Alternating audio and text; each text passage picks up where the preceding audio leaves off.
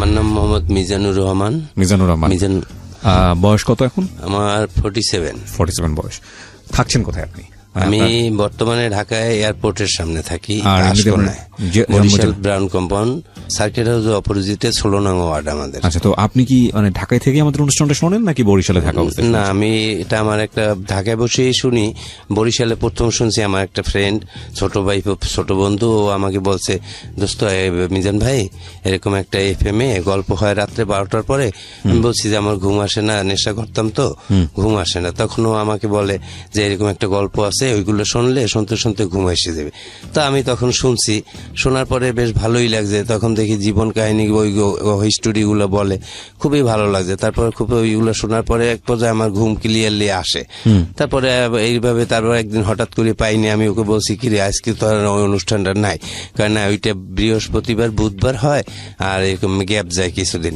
তখন আবার খুব বিষণ্ণ লাগতো, তখন খুব খারাপ লাগতো। সেই থেকে ও বলার পরে এইটার আশায় থাকতাম কোন দিন বুধবার আসবে, কোন দিন বুধবার আসবে। হ্যাঁ, তো আপনার যে গল্পটা সেটা তো একটা অনেক বড় অপরাধ নিয়ে গল্প, কিংবা ভুল নিয়ে গল্প, আমি যাই বলি না কেন। আপনি কি সেই ভুলের মধ্যে এখনো আছেন নাকি ভুলের পরিণতি ভোগ করতেছেন? না, আমি ভুলের পরিণতি ভোগ করতেছি, বাট ভুলের ভিতরে নাই। ফাইন, আমরা ছোটবেলা থেকে শুরু করি, ব্যাকগ্রাউন্ড থেকে জানবো একেবারে। বলেন। আমি যখন ক্লাস 7-এ পড়ি, ঝালকাঠি সরকারি উচ্চ বালক বিদ্যালয়ে, তখন আমি ফার্স্ট বয় ছিলাম। তখন আমার একটা ফ্রেন্ড ছিল ওখানে, ওর নাম তাহেরউদ্দিন। ও আমার 10-এর ভিতরে ছিল না, ও একটা ভালো, মোটামুটি ভালো ছাত্র ছিল। আচ্ছা, তো এই জায়গাটা আসার আগে আপনার বাবা কি করতো? আমার বাবা, উনি রিলিফ অফিসার ছিল, লেট ঝালকাঠি মহকুমা ছিল। তো আপনার কয় ভাই বোন ছিলেন? আমরা 5 ভাই 2 বোন। আপনি বড়?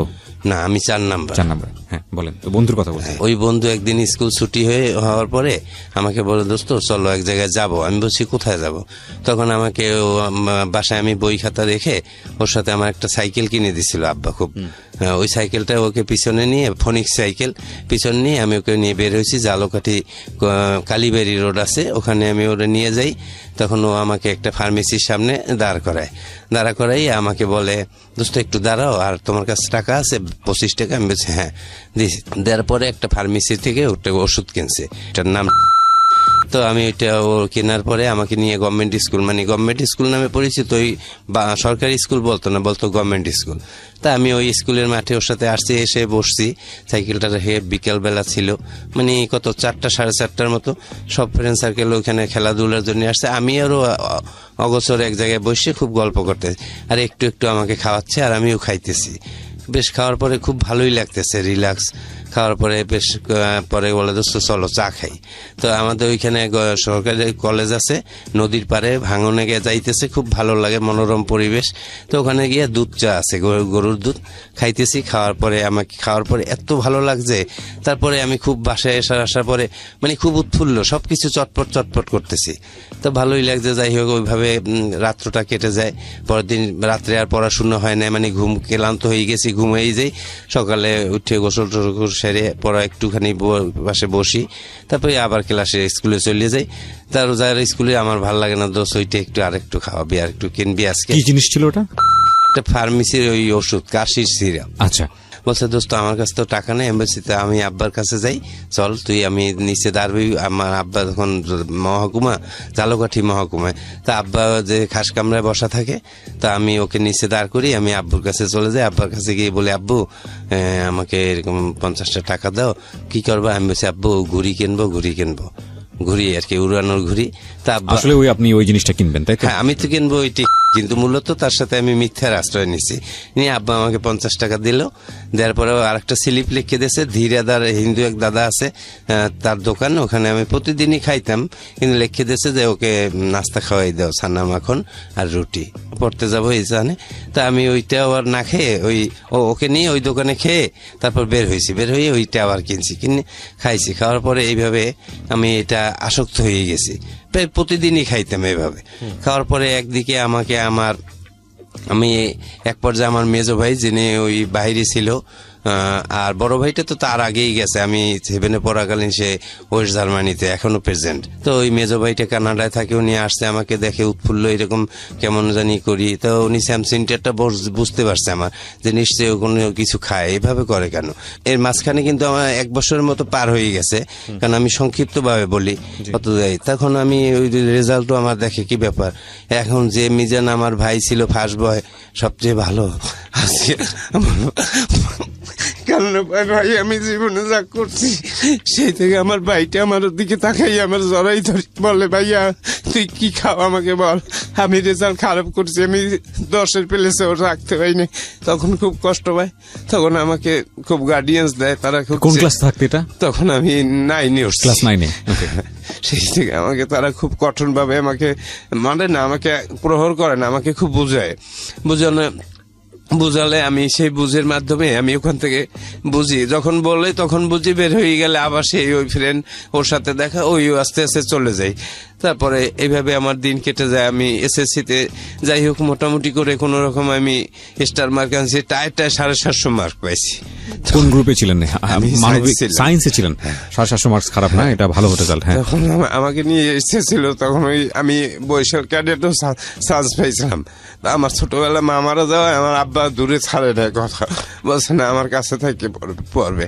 তো আমি তখন ওই পড়া আমাকে ছাড়ে নিয়ে স্টার মার্ক পাওয়ার পরে আমি বরিশালে এসে পড়াশোনা করি। বরিশালে আমাদের নিজের বাবা বাড়ি করছে অনেক আগে, তো বরিশালে আব্বা নিয়ে আসে। বরিশালে আসার পরে আমি বরিশালে সরকারি সৈয়দ হাতেম আলী কলেজে পড়ি, ওখান থেকে পড়ি। আর এই ফাঁকে কিন্তু আমি ওই ফ্রেন্ড হারাই ফেলাই। তখন আমি বরিশাল কলেজে ওই হাতেম আলী কলেজে আরো ফ্রেন্ড সার্কেল পাই গেছি, যা অসৎ সঙ্গের সাথে মেশলে যা হয় ওইরকম ফ্রেন্ড পাইছি। ওরা আমাকে নিয়ে ওরা করতো কি, যে ওই বরিশালে সর্দার ফার্মেসি নামে একটা ফার্মেসি আছে, খুব ফেমাস নাম করা, উনি খুব ড্রাগস বিক্রি করে, এমনকি ইনজেকশন। আমি ইনজেকশন জীবনেও নেইনি আর এখনো না। আর এখন তো totally I hate the man who is indifference how to addicted man, আমি টোটালি ঘৃণা করি। তখন আমি ওইখান থেকে ওই আমার এক ফ্রেন্ড আছে ওই ইউসি, ওইটা আমাকে এনে একটা খাওয়াইছে। তখন আমি ওই ট্যাবলেটটা তো আমি কোথাও একা চাইলে পাবো না, তখন আমি ওই বানানটা আমি মুখস্থ করিয়ে রাখছি, NMG। তো আমি একটা খেলাম, পরে খুব শৈলীর ভিতরে উত্তেজনা ভাব, যারে তারে না যেভাবে ব্যবহার করি, তারাম তারাম চোপার থাবর এইরকম করতেছি, এইরকম করি, এরকম একটা খাইছি। পরে মানে পরের দিনে আবার একটু খাইছি, আবার এরকম করতে করতে আমি এট এ টাইম বাড়তে আমি যখন অনার্স কমপ্লিট করি সেই পর্যন্ত আমার কিন্তু প্রতিদিন 100 ট্যাবলেট লাগবে, 100।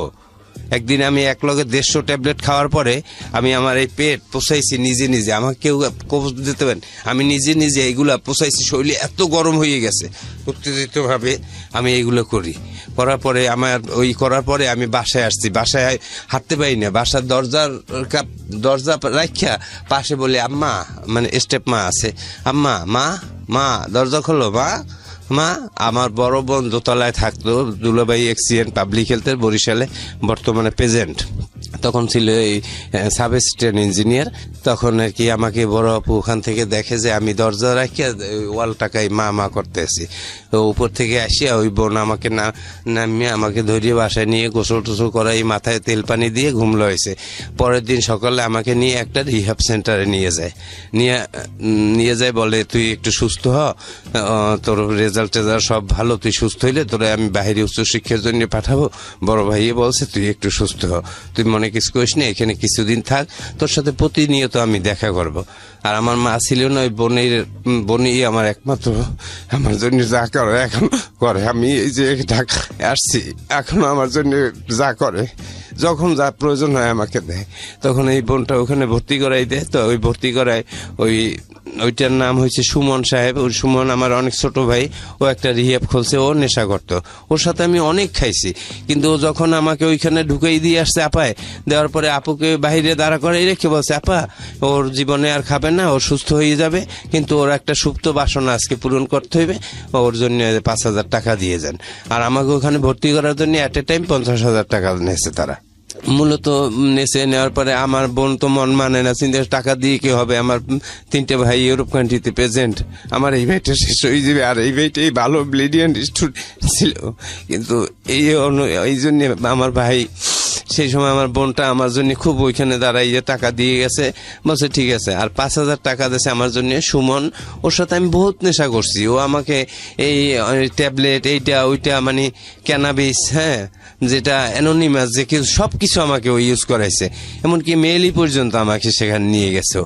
কিন্তু এখন আমি ওর ওখানে যখন ট্রিটমেন্টের জন্য আমার বোন দিয়ে আসছে, আমি বলি সুমন এদিকে শুনিয়ে যাক। এখন সুমন বললে হবে না, এখন সুমন ভাই বলতে হবে। তখন আমার ভিতরে একেবারে সেন্টিমেন্ট হয়ে গেছে, কিরে তুই আমার ছোট ভাই, তোর সাথে আমি বহুত কিছু করছি, তোরে ভাই বলবো এখানে রুমে আটকাই আমার মফেল দিবি, তো সহ্য করা যায় না। তখন ও রুমে আসতে পারে, ধাম করে একটা ঘুষি মারলাম, এখানে রাগ হয়ে যায়। আমি উদ্বিগ্ন নেশার জন্য, কোনো কিছু ভাল লাগে না, কিরে তুই আমার কথা শুনুন না, আমার তো ভাল লাগে না, একটা ঘুষি মারিয়ে ফেলেছে রাগ হইয়া।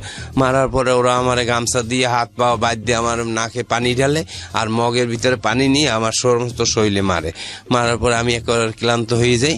হওয়ার পরে আমার মাথার চুল কাটতে ফেলে, নাইরি করিয়ে দেয়, করার পর ওইটা বলে শাড়ি ক্যাপ বলে, ওরে রিহাপের ভাষায় বলে শাড়ি ক্যাপ।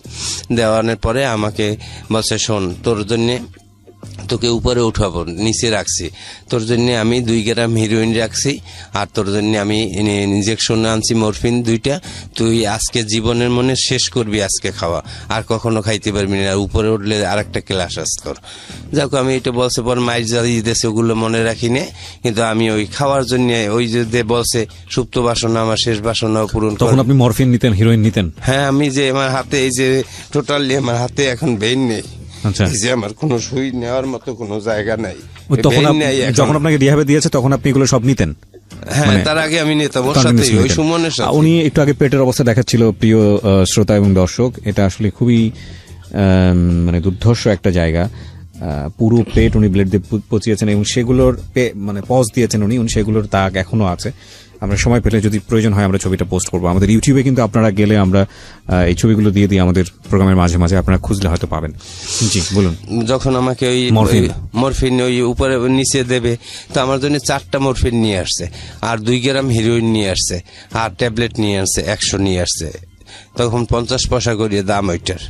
তখন আমাকে আমি ওই ভিতরে আমাকে ওরা নিয়ে আসার পরে আমাকে সুই টুই পান্নি টান্নি কিভাবে ওগুলো সব মেকানিজম যা লাগবে সব দিয়ে বলছে দোস্ত তুমি এখানে বসে খাও, কাউকে শেয়ারিং করবে না, এটা একটা মাদকাসক্ত হসপিটাল, তোমার শেষ সুপ্ত বাসনা, তুমি খাও, তুমি যতক্ষণ বসে পারবা খাবা, তোমার এই রুম থেকে খাওয়ার পরে উপরে উঠতে হইবে, শেষ হইলে তুমি উপরে যাবা, আর কোনো কথা নেই। বিরতি নেব এই পর্যায়ে, ছোট্ট একটা বিরতি। প্রিয় শ্রোতা, বিরতির পর আবারও ফিরে আসছি সিক্রেটসে। এই অনুষ্ঠানে আপনি আসতে পারেন, নিজের ভুল কিংবা অপরাধ বলে লাখ লাখ মানুষকে সতর্ক করতে পারেন, সচেতন করতে পারেন।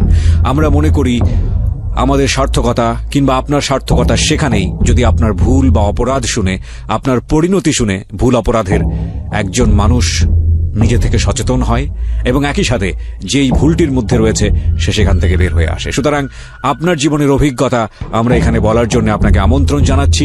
আমাদের ফোন নাম্বারটি হচ্ছে 09611904904। আমি আরো একবার বলছি 09611904904। ফিরছি, যে নিজেকে উন্মোচিত করবেন, নিজের ভেতরের অপরাধ এবং যে বিষয়গুলো তিনি আসলে আজ পর্যন্ত কাউকে বলতে পারেননি সেগুলো নিয়ে কথা বলবেন। আমরা স্টে টিউন, আমরা স্টে করবো আমাদের স্টেশনে। আপনারা শুনছেন ঢাকা FM 90.4। আমি আবারও ফিরছি আপনার কাছে। জি মিজু, তারপর? তা আমি ওখানে বসে সে ইচ্ছা মতো আমি 2 গ্রাম হিরোইন খাইছি। খাওয়ার পরে প্রথম যখন 1/2 গ্রামের মতো খাইছি, খাওয়ার পরে একটু বমি আসছে, বমিটা করছি, আবার একটু একটা স্প্রাইট আছে নিয়ে আসছিল, ওইটা একটু হালকা খেলে আবার একটু ভালো লাগে। তারপরে একটু রিল্যাক্স নিয়েছি, একটু সেই করছি। প্রায় সকালে ওখানে দিয়ে আসছে, সন্ধ্যার সময় আমার উঠেছে, অতক্ষণ আমি খাইছি এই ট্যাবলেট আর হিরোইন, এই মরফিন, এগুলো এট এ টাইম সবই। ট্যাবলেট খাইনি আগে, ট্যাবলেট রাখিয়ে দিছি যে এইটা আমার শেষ খাওয়া, উপরে যাই ঘুমাবো, আমার চিন্তা যে আমি ঘুমাবো। তো এটা খাওয়ার পরে আমি 1/2 গ্রামের মতো রয়ে গেছে, 1.5 গ্রাম আমি খাইছি, আর 1/2 গ্রাম পারিনি, আর শরীরে কুলায় না, মানে খুব হয়ে গেছি। তারপরে ওই ট্যাবলেটটা, এখন আমি ট্যাবলেট খাইতে পারতে আসি না, মানে ক্লান্ত হয়ে গেছি। যাক, আমি এখানে একটু ক্লান্ত হয়েছি, একটু ঘুমানোর মতো পড়ি, পরে আবার ওইটা খাবো। তখন ঘুমাই পড়ছি, তোরা আমার উপরে উঠে এনেছে, আর ট্যাবলেট আর খাইতে পারিনি। তো উপরে উঠছি, পরে ঘুম দিয়ে 3 দিন পরে উঠছি, আর আমাকে ওরা ঘুমের মধ্যে টুকরো টুকরো করে একটু খাওয়াইয়ে দিয়ে পরে আমি সুস্থ হয়েছি। পরে আমি 3 দিন পরে ঘুম ভাঙছে? হ্যাঁ 3 দিন, আমি 3 দিনে ওই লাইটের মানে 3 দিন পরে ঘুম ভাঙছে, তারপরে আমি 17 দিন এইরকম লাইটের দিক তাকাই রয়েছি। আমার খাবার নাই, রুচি নেই, শুধু নেশা চাই, কিন্তু আমার ঘুম নাই, খাবার নাই, কিছু না, লাইটের দিক তাকাই রয়েছি। 17 দিন? 17 দিন। ওই সময় কি আপনার মনে আছে কি হতো মাথার মধ্যে? কি আমার মনে করে যে জানলা জুলনা ভাঙ্গি চুরিয়ে ফেলাই, ইয়ারে মারি, ওরে ধরি, আমার একটা রুমের ভিতরে আলাদাভাবে তালা মারিয়ে রেখে দেয়। ভাঙারও কোনো পথ নেই ওই জায়গাটা। ওই মাদকাসক্ত হসপিটালটা এমন ভাঙিয়ে যায়, আমি বাইরে মনে হচ্ছে যে এইগুলো সব ভাঙি, মাথা মতো ফাটাই ফেলাই। এই যে মাথার উপরে একটা ওইখানে একটা অ্যাঙ্গেলের মতো আছে, আমি একটা বাড়ি মেরে এখানে মাথাটা ফাটাই ফেলাইছি, মানে নেশার কষ্টে। যে আমার ভালো লাগতেছে না, কি রে আমার কি অবদ্ধ ঘরের ভিতরে রাখছে, এগুলো কি তোরা এগুলো কেন? আপনি কি ব্যাখ্যা করতে পারবেন যে ওই সময় ফিলিংসটা কি হয়, জিনিসটা নেয়ার পরে ফিলিংসটা কি হয় আর না নিলে কি হয়? হ্যাঁ, নেওয়ার পরে পৃথিবীর সব শত্রুরে মনে হয় যে সে আমার ভাই, বন্ধু, ও আমার সবচেয়ে প্রিয় বন্ধু, ও আমার ভাই, ও আমার সবকিছু। কোনো শত্রুরে শত্রু মনে হয় না। আর না নিতে পারলে মনে হয় কি যে আপন ভাইরেও মনে হয় যে ও আমার কাছে শত্রু, ওরে আমি গুল্লি দিয়ে মারিয়ে ফেললাই। এখন এইভাবে আমার একজন এক একভাবে ডেসক্রাইব করে, প্রিয় শ্রোতা, উনি ওনার মতো করে ডেসক্রাইব করেছেন। হ্যাঁ, তখন তারপর আমি সেই 17 দিন তাকিয়ে আছেন। হ্যাঁ, আমি তো 17 দিন এরকম আমার ফুললি আমার স্মরণ আছে, মানে স্মরণ কি, পরেও আমার ফ্রেন্ড সার্কেল যারা রিহাবের ছিল ওরা বলছে দোস্ত তুই 17টা দিন এরকম লাইটের দিক তাকাই রয়েছ। আমি উইড্রল অবস্থায় ছিলাম, ওইখানের ভাষায় বলে উইড্রল। তা আমি এরকম অসুস্থ, যাই হোক একটু একটু পরে সুস্থ, 17 দিন পরে সুস্থ হয়েছি। আমার বোনে তো রেগুলার দেখতে আসে, তারা ওখান থেকে নাকি তারে বলে যে আপনার ভাই তো আরো অসুস্থ হয়ে গেছে, মানুষকে কামড়ায়। মানে আমার বোনের কাছে দিয়ে আরো টাকা নেওয়ার জন্য তারা এটা একটা পজিশন খাটাই নিয়েছে, বুদ্ধি খাটাইছে। আমার বোন আমার জন্য যা খুশি সেই রকম করে, কয় আপনার ভাইকে রাত্রে ভালো ভালো একটু খাওয়াইতে হয়, টাকা টোকা দিয়ে যান, আর ওকে এখন দেখতে আসলে ও আরো হয়ে যাবে। তার চেয়ে ওইভাবে রাখছি, ইনজেকশন দিয়ে আমরা সবাই রাখি, সুস্থ হয়ে যাইবেন, নিশ্চিন্তে থাকেন। তো তখন আপার কাছে দিয়ে আবার 25,000 টাকা নেছে। আর আমার আপু আমার জন্য ভালো ভালো খাবার নিয়ে আসতো, আমাকে দিত না। ভালো খাবার দিলে আমার ভিতরে নেশা, খাবার, ওইখান থেকে আমি শিক্ষা পাইছি যে first dose does the damage, নেশার প্রথম টান দম্বত চুম্বক সর্বনাশের পথ তৈরি করে। আমি যখন একটু একটু সুস্থ হয়েছি না, তখন আবার ভিতরে কাজ করছে যে আমি কি ছিলাম। আমি একটা ভালো ছাত্র ছিলাম, বাসায় আলালে দুলাল, ভাই বোনের কাছে মা ছিল না, বাবা মারা যায় এসএসসি পরীক্ষার আগে ফর্ম ফিল আপ করার পরে। আমার বোনটা আমার জন্য এত কিছু করে, আর আমি নেশার জন্য আজকে এই বদ্ধ ঘরের ভিতরে আমি। আর আমার বোন প্রতিদিন আসে, আমি দেখতে পারিনি না, বলে লোকজনে আমাকে, অথচ না এগুলো তো আর খাবো না কখন, এই ভিতরে একটা ফিলিংস আসে, তখন আর এগুলো খাই না। কি হয় তখন এই ওখান থেকে আস্তে আস্তে রিলিজ হয়ে 67 দিনের দিন ওখানে একটা সেই আছে প্রার্থনা আছে, ওই প্রার্থনাটা মুখস্থ না করা পর্যন্ত তারে রিলিজ দেন। ওইটা মুখস্থ করতে পারলি সে বোঝে যে অলরেডি সুস্থ। আচ্ছা, মুখস্থ করতে পেরেছিলেন? হ্যাঁ, আমি পারছি। এখন মনে আছে? হ্যাঁ, ওই তো প্রথমেই স্মরণ করি আমার মহান রাব্বুল আলামিনের নাম, পরে স্মরণ করি আমার জন্মদাতা পিতামাতা, তারপরে স্মরণ করি আমার ফ্যামিলি যারা আমার সুস্থতার জন্য অধীর আগ্রহে তাকিয়ে আছে। এরকম আরো ওগুলো আমার আর বেশিটা একটাই নাই, কারণ তখন আমি এইটা বলা প্রায় প্রশান্তির প্রার্থনা বলে ওটাকে। তখন আমি ওখান থেকে 67 দিনের দিন যখন বাইন্ডিংস ফ্রি হওয়ার পরে আমি খুব সুন্দরভাবে আমার স্বাস্থ্য চেহারা অন্যরকম হয়ে গেছে টোটালি। আমি একবার ওই দিন থেকে বলছি যে আর ড্রাগস ইউজ হবে না, আমার জীবনে সুস্থতা হইতে হবে। ওই সময় আপনি কলেজে পড়ছিলেন? আমি পড়াশোনা ছেড়ে দিয়েছি? না, পড়াশোনা আমার চলে। কলেজে পড়েন নাকি? হ্যাঁ, তখন আমি ওই সময় কলেজে পড়েন আপনি? আমি ওই অনার্সে ভর্তি হয়েছি ফার্স্ট ইয়ারে। কোথায় ভর্তি হলেন আপনি? অনার্সে ভর্তি হয়েছি ঢাকাতে। আচ্ছা, ঢাকা কোথায়? ঢাকা কলেজে। ওকে, ভালো ছাত্র ছিলাম। জি, আপনি স্টার পেয়েছেন, আপনি তো ভালো ছাত্র অবশ্যই ছিলেন। আমি তখন ওই ভর্তি হলাম, হওয়ার পরে আমি কি করি, তখন আমার ওই কলেজে একটা গার্লফ্রেন্ড আসে, আমার সাথে ভালো সম্পর্ক হয়ে যায়। ওর নাম হয়েছে সেজুতি ইসলাম। সে যদি এর সাথে আমার একটা ভালো সম্পর্ক হয়, ভালো। ওদের বাসায় আমি যাই, ওদের বাসা গুলশানে 2 নম্বরে। তো ওদের বাসায় আমি যাওয়া আসা করি, ও আমাকে নিয়ে যায়। ও এক মায়ের এক বাবার এক মেয়ে, ওরা আর একটা ভাই আছে, সেও জার্মানিতে থাকে। আমার ভাই যেখানে থাকে রুডার্নার স্টুটগার্ট জার্মানিতে, ওর ভাই ওইখানে থাকে। তো ওই সুবাদে একটা ভালো সম্পর্ক হয়ে যায়। এক পর্যায়ে ও আমাকে খুব ভালো একটা প্রপোজ করে। তো ওর সাথে আমার ফিজিক্যাল রিলেশন হয়ে গেছে অনেক। তা এরপরে আমি ওর সাথে একটু এরকম করতে করতে আমি অনার্স পরীক্ষা সেকেন্ড দিয়ে থার্ড পার্টে যাব, এই সময় ওর সাথে আমার একটু মলমনিন্য সৃষ্টি হয়। কিন্তু মলমনিন্য হইলেও আমি কিন্তু ড্রাগসের প্রতি আর যাইনি তখন, যে না ড্রাগসে নাই বলতে হইবে, কারণ ওখানে শিখে আসছি যে না এটা আর খাওয়া যাবে না, যেহেতু আমার বাবা হাজি ছিল, আমার বা নাই, আমার ভাই বোনের ইজ্জত আছে, সেদিকে তাকাই আমি আর এগুলো খাবো না, তবে আমাকে ভালো হইতে হবে। ওর মতো মেয়ে গেছে, তাতে কি কত মেয়ে আমার জীবনে আসবে, এটা কোনো ফ্যাক্টই না। তা আমি আপু আমার বন্ধুর মতো, আপুকে আমি সব বলছি, আপু এই ঘটনা, এখন আরও আমার সাথে কথা বলে না, আমাকে অন্যরকমই করে। তাতে কি হয়েছে, ওর মতো মেয়ে তোর জীবনে তুই ভালো হইলে তোর মতো মিজানের কাছে বহুত মেয়ে আসবে। এই তারপরে যাই হোক, আমি ওর সাথে করিনি, আমি অনার্স কমপ্লিট করায় আমি 3 মার্কের জন্য ফার্স্ট ক্লাস পাইনি, সেকেন্ড ক্লাস নিয়ে আমি তারপরে পাশ করার পরে আমি আবার দেশে চলে যাই। দেশে যাওয়ার পরে আমি একা একটা লাভ ম্যারেজ করি, ওইটা হয়েছে গৌর নদীতে বাড়ি, ওদের ভালো অবস্থা, ওদের ও মাস্টার্স কমপ্লিট করছে এখন বর্তমানে, কিন্তু ওর সাথে আর কি লাভ ম্যারেজ করি, আমি ওকে বিয়ে করি। আচ্ছা, আপনি পড়াশোনা অবস্থায় এই কাজটা করেন? হ্যাঁ। ওকে, তারপর? ফ্যামিলি কেউ জানে না, আমি লুকিয়ে এই বিয়েটা করি। করার পরে যখন ফ্যামিলি 1 বছর পর জানছে, তখন জানার পরে ওই ফ্যামিলি ওদের একসেপ্ট করে না, কারণ ওদের বংশগতভাবে একটু নিচে, এই জন্যে। আর আমরা 5টা ভাই অল এডুকেটেড, অল স্কোয়ার। আমার মা কিন্তু গর্ভভাতা পায় মৃত্যুকালীন, এখন 5 ভাই আমরা মাস্টার্স কমপ্লিট। হ্যাঁ, কিন্তু এই জন্যে তখন আর কি করে না, মেনে নেয় না নেওয়ায় ওই আমার বড় আপু রাগ পুরো আমার সাথে ভালো ব্যবহার করে, কিন্তু ওর নামও শুনতে পারে না। তখন ওর ফ্যামিলি যখন জানছে যে আমার ফ্যামিলি অ্যাকসেপ্ট করবে না, তো হুট করে ও আমাকে 2 বছর, মানে 1 বছর 9 মাস 13 দিনের মাথায় আমাকে ডিভোর্স লেটারটা পাঠিয়ে দেয়। তা বাসায় যখন পাঠায়, আমি ছিলাম না, তো আমার বাসা থেকে ওইটা অ্যাকসেপ্ট করছে, কিন্তু আমি করিনি। পরে আমি একদিন ওই জানি না যে আমাকে ডিভোর্স দিয়েছে। আমি ঢাকা থেকে রামারপুল নামে, মাদারীপুর তো ওদের বাড়ি, কয়ারিয়া নামক জায়গা, কিন্তু রামারপুলে লঞ্চ ঘাট দেয়। আমি রাতে ওই লঞ্চের নাম হয়েছে মহানগরী নিউসান, ওই লঞ্চে আমি ওই রামারপুল নামছি, আমি আমার শ্বশুর বাড়ি গেছি পরে আমাকে ওই জায়গার লোকজন, ওখানে তো সর্বহারা নাম করা সেই সময়, আমি তো ওই লোকজনে আমাকে ধরছে, আমার মারবে ধরবে, কোপাই মারি ফেলাইবে রাত্রে, আর আমি তো হতভম্ব হয়ে গেছে। যাই হোক, ভাগ্য ভালো আমাকে ওইখানে একটা সর্বহারা ছিল, উনি নাই, ভাগ্য ভালো, উনি খুবই ভালো লোক। সর্বহারা বললে ভুল হবে, উনি খুব ভালোই, ওনার ভিতরে নাই বললে না। আমার যখনই দেখছে বলছে এই ওর গায়ে কেউ হাত দিবে না, মুখ ওনার বাঁধা, কিন্তু আমি চিনতে পারিনি যে এই হারুন খা, বরিশাল বিভাগের মধ্যেই নাম করা সর্বহারা উনি হারুন খা।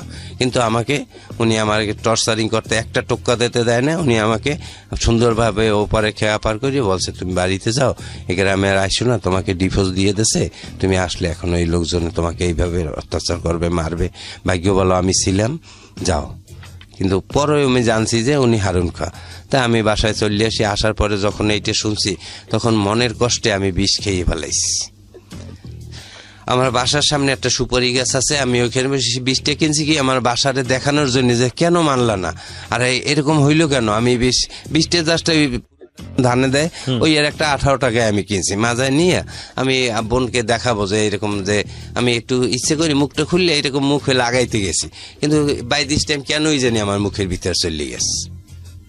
আসলে যে কথাই ওইখানে বলে যে ইবলিস থাকে, ওইটার সাথে শয়তান, আর আমি কেনই জানি। আর তার আগে আমি তো খুব কষ্টে আমি দিশে পাইছি, কিন্তু আমি কোনো ড্রাগস ইউজ করি না, পুরো দিব্যি সুস্থ। কেনই যেন মনের কষ্টে আমি ওই বিষটা নিয়ে আসলাম, ওই পয়জনটা। তা আমি ওইটাকে মুখের ভিতরে লাগাইতে গেছি, কিন্তু 2-3 ডোক চলে গেছে। যাওয়ায় আমি সাথে সাথে ওই রকম সুপারি গাছের গোড়ায় পড়িয়ে গেছি না। পাশের ঘরে আমার একটা ছোট ভাই আছে, 1-2 বছরের ছোট, ওর নাম সুমন। আমার সুমন যাই আমার ছোট ভাইরে ডাক দিছে। আর ওই সময় আমার ওই বড় ভাইটা ইতালি যাবে, আমার ইমিডিয়েট যে বড় ভাই, ও ইতালি যাবে 3 দিন পরে ওর ফ্লাইট। ও আজকে ঢাকায় চলিয়ে যাবে অলরেডি, আমাকে দেখে রাতে এই অবস্থা। ওকে আমি বিদেশে এখন যাব না, ওরে সুস্থ করি। মেডিকেলে আমাকে নিয়ে গেছে, একদিকে মেডিকেলে আগে হোন্ডায় চলিয়ে গেছে, যাই ভর্তি রেডি করছে, আমার নেতেই ওয়াশে চলিয়ে গেছে। তাই ওয়াশের দ্বারা শিক্ষা পাইছি যে কি জিনিস প্রয়োজন খাইলে কি হয়। আমার জীবন নাই, ওর চেয়ে গুল্লি দিয়ে মারি ফেলানো অনেক শান্তি। মানে আমার ভিতরে একটা পাইপ ঢুকাইছে, আর অটোমেটিক একটা বল দিয়ে দিচ্ছে মুখে। আমি হা করি, মা কমু, মা গো কইতে পারি না, মা কইতে না, করি খালি শুধু চিল্লেই। তখন আমার আপা ওইগুলো এগুলো দেখিয়ে খুব কান্না করতে আছে। আর যখন আমার ওয়াশ টোয়াশ 7 বদনি পানি ভরছে আমার পেটে, আবার বাইর করছে, 1 বন্দি ভরছে আবার বাইর করছে, এবার চাইপে চুপে আর পেট যে চাপ দেবে, পেটের অবস্থা দেখে ইয়া, আর এটাও শুকায় না তেমন একটা, এমন অবস্থায় দাঁড়াই গেছে। তখন আমার এই পারতে আছে না। যাই হোক, আল্লাহ তাআলা আমার বাঁচাই রাখছে, আল্লাহর কাছে আমি অশেষ রহমতের শুকরিয়া আদায় করি যে এই তখন আমার বোনটা আমাকে সুস্থ করছে পর ডাক্তার সাহেব লেখছে নাথিং বাই মাউথ। এখন আমার তো বলা পিপাসায় শুকাইয়ে গেছে, আমার মনে কয় কি 2 জগ পানি দিলেও আমার তৃষ্ণা নিবারণ হইবে না। আমার ভাইটা পাশে, যখন আমি পরদিন সকালে একটু হুঁশ হয়েছি তখন আমি বলি পানি পানি। তখন আমার ভাই ডাক্তারের কাছে জিজ্ঞেস করছে পানি পানি করে, একটু বাবু একটু পানি কি খাওয়াবো? কয় না, একটু খালি একটু ফলের রস মুখে দিতে পারেন, পানি দিয়েন না, কারণ বিষের সাথে পয়জনের সাথে ওইটা সমস্যা।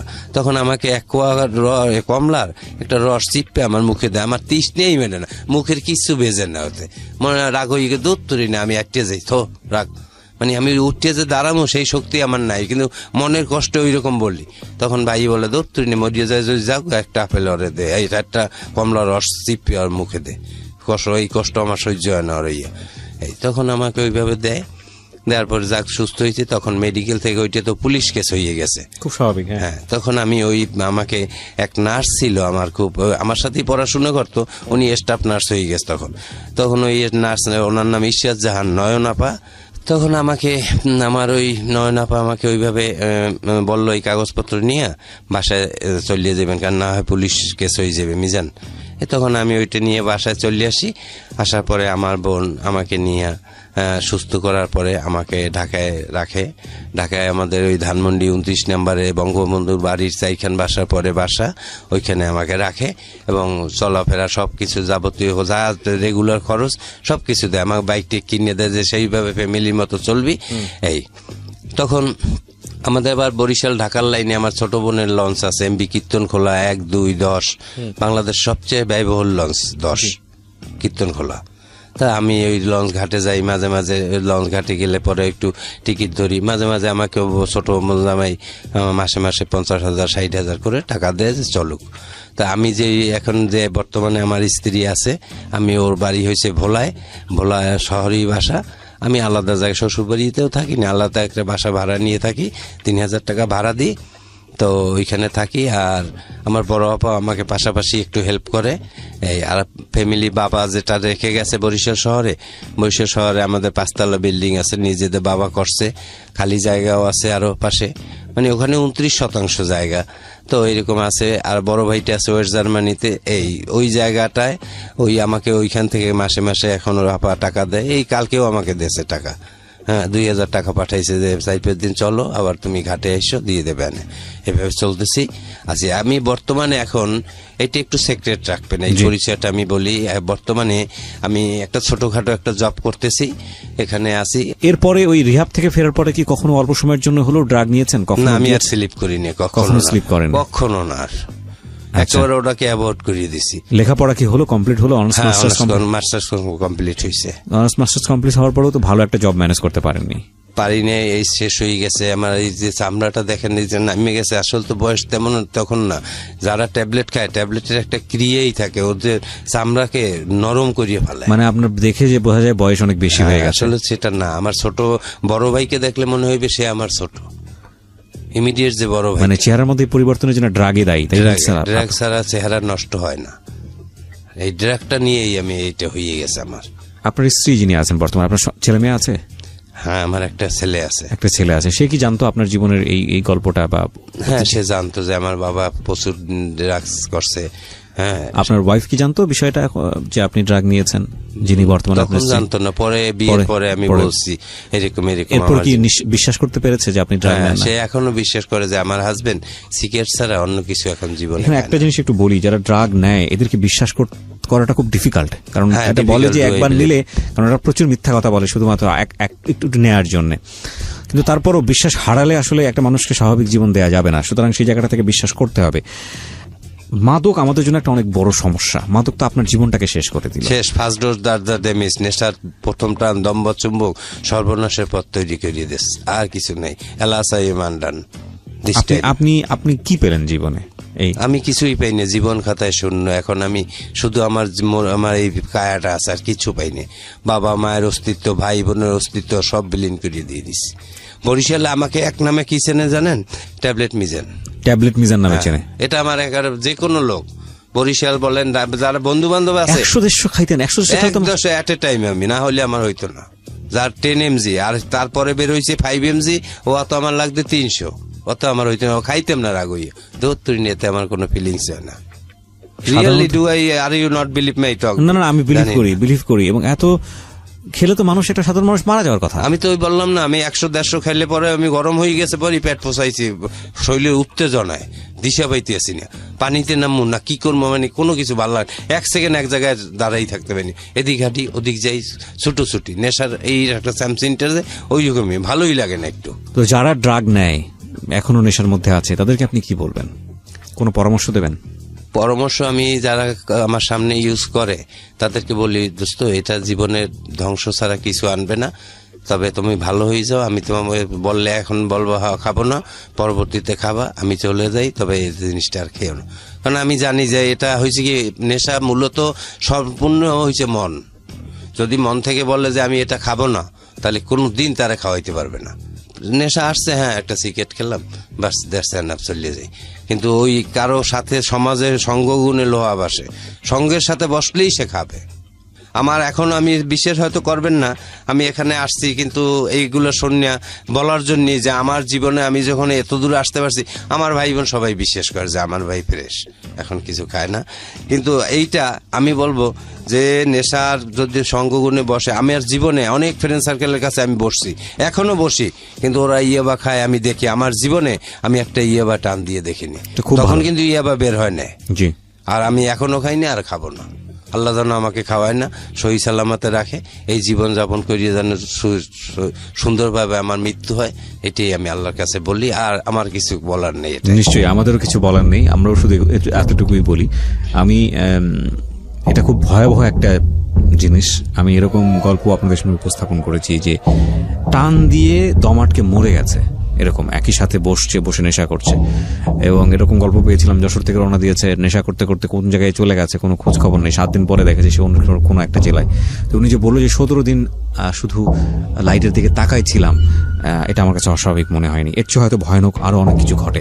শুধু এতটুকুই বলবো যে যেটা আপনাকে কিছুই দেয় না জীবনে, মৃত্যুর দিকে নিয়ে যায়, এই জীবনটা অনেক মূল্যবান একটা জীবন। সেই জীবন আমরা চাইলে, জীবনের একটা মোমেন্ট, একটা ঘন্টা হয়তো আপনি এমন কিছু করবেন এই পুরো জীবন দশায়, একটা ঘন্টায়, যেটা হয়তো সমাজের অনেক কাজে লাগবে। পুরো দুনিয়া হয়তো আপনার কাছ থেকে অনেক কিছু পাবে। সুতরাং জীবনের আপনি কিছুই করতে পারেননি, পুরোটা জীবন জুড়ে হতাশ হয়ে এসব পথে পা বাড়িয়ে এত সুন্দর, এত মূল্যবান জীবন, এত সম্ভাবনা একটা জীবন, সেটা নষ্ট করার কোনো মানে হয় না। ঠিক আছে, আর কিছু নাই, করেন, ইবাদত করেন, কারণ সৃষ্টিকর্তা তো আপনাকে দুনিয়াতে পাঠিয়েছে তার ইবাদত করার জন্য। ভালো থাকুন, আমরা এখানেই শেষ করছি। পরিশেষে একটু কথা বললি দে, আমার যে পূর্ণতা, আমার যে বোনটা, আমার মায়ের স্নেহ আমাকে এখনো দেয়, ওই বোনটার মুখে যখন আমি হাসি দিয়েই যাইতে পারি। আমার বোনটা আমার জন্য অনেক কিছু করে, এখনো করে। আমার ওই বোনটা, আমার 2টা বোন আমার জন্য খুব কাঁদে, এখনো কাঁদে, যে আমি একটু কষ্ট পাইলি তারা কষ্টের সাথে সাথে আমার ভালোটা করার চেষ্টা করে। আমি তাদের কাছে আমার চিরকৃতজ্ঞ। আমার মায়ের স্নেহ, পিতৃ স্নেহ সব আমার ওই 2টা বোন আমাকে দিতেছে এখনো। জি, অনেক ধন্যবাদ, অনেক ধন্যবাদ। প্রিয় শ্রোতা, আরেকজন গেস্টকে নিয়ে আমি একটু পরে ফিরে আসছি। শুরুতেই বলছিলাম একজন ফিমেল গেস্ট থাকবে আজকের সিক্রেটসের সেকেন্ড পর্বে, মানে দ্বিতীয় অংশে। আশা করছি আমাদের সাথেই থাকবেন। শুনছেন ঢাকা FM 90.4 এবং ফোন করতে ভুল করবেন না। ফোন নাম্বারটি হচ্ছে 09611904904। আরো একবার বলছি, 09611904904। বাই দ্য ওয়ে, আপনারা পুরো এপিসোডটি ডাউনলোড করতে কিংবা আপনার কালেকশনে রাখতে, যদি কোনো পর্ব মিস করে থাকেন সিক্রেটসের কিংবা জীবন গল্পের, এখনই চলে যান আমাদের ইউটিউব চ্যানেলে www.youtube.com/DFM904। সাবস্ক্রাইব করতে ভুলবেন না, পাশাপাশি বেল বাটনটি অন করে দেবেন। তাহলে আপনি যদি রাত 11টার সময় শুনতে মিসও করেন, আপনি আপনার সেলফোন থেকে যে কোনো সময় শুনে নিতে পারবেন কি ঘটেছিল। আমরা আপনাদের পরিচয় করিয়ে দিচ্ছি। ওকে, আপনার নামটা একটু বলেন। আনিলা। আনিলা, পুরো নাম হচ্ছে? ফুল নেমটা বলতে চাচ্ছেন না? আচ্ছা, মাথা নাড়ালে হবে না, কারণ এখানে যেহেতু রেডিও, মুখে বলতে হবে। আনিলা, বয়স কত আপনার? আমার 25 বছর। আনিলা জন্ম জেলা কোথায় আপনার? আমার নানি বাড়িতে পিরোজপুর ডিস্ট্রিক্ট। পিরোজপুর ডিস্ট্রিক্টে। আপনি কিছুটা নার্ভাস?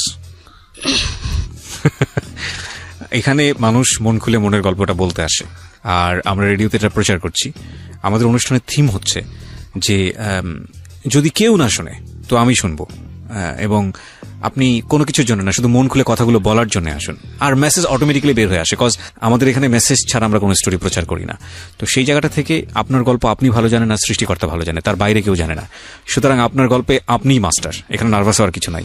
আপনি মন খুলে আপনার কথাগুলো বলুন, এবং আমার মনে হয় আপনার যেখান থেকে শুরু করতে ইচ্ছে করে আপনি সেখান থেকে শুরু করুন। জি।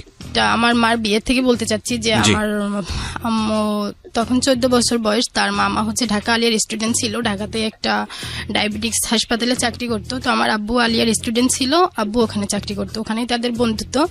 এরপরে বন্ধুর বাড়িতে বেড়াতে যায় আমার আম্মুর মামা বাড়িতে। তো যাওয়ার পরে ওখান থেকে নাকি আমার আম্মুর কোরআন তেলাওয়াত শুনতে পায় আমার আব্বু ফার্স্ট টাইম। তো সেখান থেকে তার ভালো লাগা। এরপরে সে আমার ওই ভাইয়া ডাকি আমি, যাকে আমার আব্বুর মামা হয়, ওই বন্ধু হয় আমার আম্মুর মামা, তাকে আমি ভাইয়া ডাকি। তো ওনাকে প্রস্তাব দেয় যে আমি তোমার ভাগ্নিকে বিয়ে করতে চাই।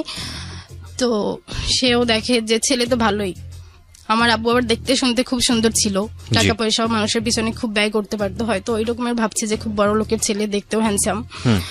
তো তারা ছেলের কোনো খোঁজ খবর না নিয়ে, আর আব্বু এমন পাগল হয়ে যায় যে আজকে দিনের মধ্যে বিয়েটা দিতে হবে। আপনি এই ঘটনাগুলো পরবর্তীতে শুনেছেন? হ্যাঁ, কারণ আপনার বাবা মার বিয়ের আগের ঘটনা তো আপনার জানার কথা না, সেটা আপনি পরবর্তীতে গল্পের মধ্যে করে শুনেছেন, যেটা শুনেছেন সেটাই বলছেন। বলছি। তো সেই তাড়াহুড়ো করে সেদিনই বিয়ে দেওয়ার জন্য বলে। তো তারাও ওই রকমের করে বিয়ে দিয়ে দেয়। আমার নানা ছিল না, কিন্তু আম্মুর নানা বাড়ির লোকরা আম্মুকে বিয়ে দিয়ে দেয়। বিয়ে দিয়ে দেওয়ার পরে তো আব্বু কয়েকদিন থেকে ঢাকায় চলে আসে। এরপরে ওই আর কি বিয়েটাই সে করে আসে। এরপরে ঠিক মতো হয়তো যোগাযোগটাও করতো না আব্বুর সাথে, আম্মুর সাথে। এরকমের বেশ কিছুদিন চলতে থাকে। হঠাৎ একদিন চিঠিতে বলে যে আমার মাকে নিয়ে আসার জন্য ঢাকায়। তো আমার মাকে ঢাকায় নিয়ে আসে। নিয়ে আসার পরে এরপরে হচ্ছে আমার মাকে খুব ভয় দেখায় যে মাকে মেরে ফেলবে, অনেক দূরে নিয়ে যেত, নৌকায় চড়াইতো, বলতে তোকে এখন নৌকা থেকে ফেলে দেবো, বাসের নিচে ফেলে দেবো, ছাদে গেলে তোরে ছাদ থেকে ফেলে দেবো। মানে হঠাৎ করে ভয় কেন দেখাবে? এটা সেই ভালো জানে। আপনি যা শুনেছেন সেটাই বলছেন? হ্যাঁ, সেটাই বলছি। তো মা তো এক ছোট ছিল, আর একদম গ্রাম্য মেয়ে ছিল, তার কোনো মাথায় কোনো জ্ঞানই ছিল না যে এই যে কথাগুলো বলছে এগুলো আমার গার্ডিয়ানকে বলা উচিত, বা এরকমের ভয় দেখাচ্ছে। সে ভয় পাচ্ছে শুধু। কত বছর বয়সে বিয়ে হয় আপনার মার? 14 বছর। 14 বছর। আর আপনার বাবার বয়স তখন কত ছিল? তখন হয়তো 30-র উপরে ছিল। 30-র উপরে ছিল। এটা তার প্রথম বিয়ে ছিল আপনার বাবার? না, আপনার বাবার এটা প্রথম বিয়ে ছিল না? না। ওকে, সো এগুলো একটু পয়েন্ট করার মতো, শ্রোতা একটু খেয়াল করবেন। আচ্ছা, ঠিক আছে। তারপর এরপরে এরকম একটা ছেলের সঙ্গে আপনার মা তাকে বিয়ে দিল কেন? আপনার মা বলছি, সরি, আপনার নানি তাকে বিয়ে দিল কেন? আমার নানি আর কি এমন ভাবে ওই ভাইয়া উপস্থাপন করছিল আমার আব্বুর সম্বন্ধে যে আমার মা খুব সুখে থাকবে। সেও জানতো না যে ওনার আর একটা ওয়াইফ আছে। আচ্ছা, তো বাবা কি করতো?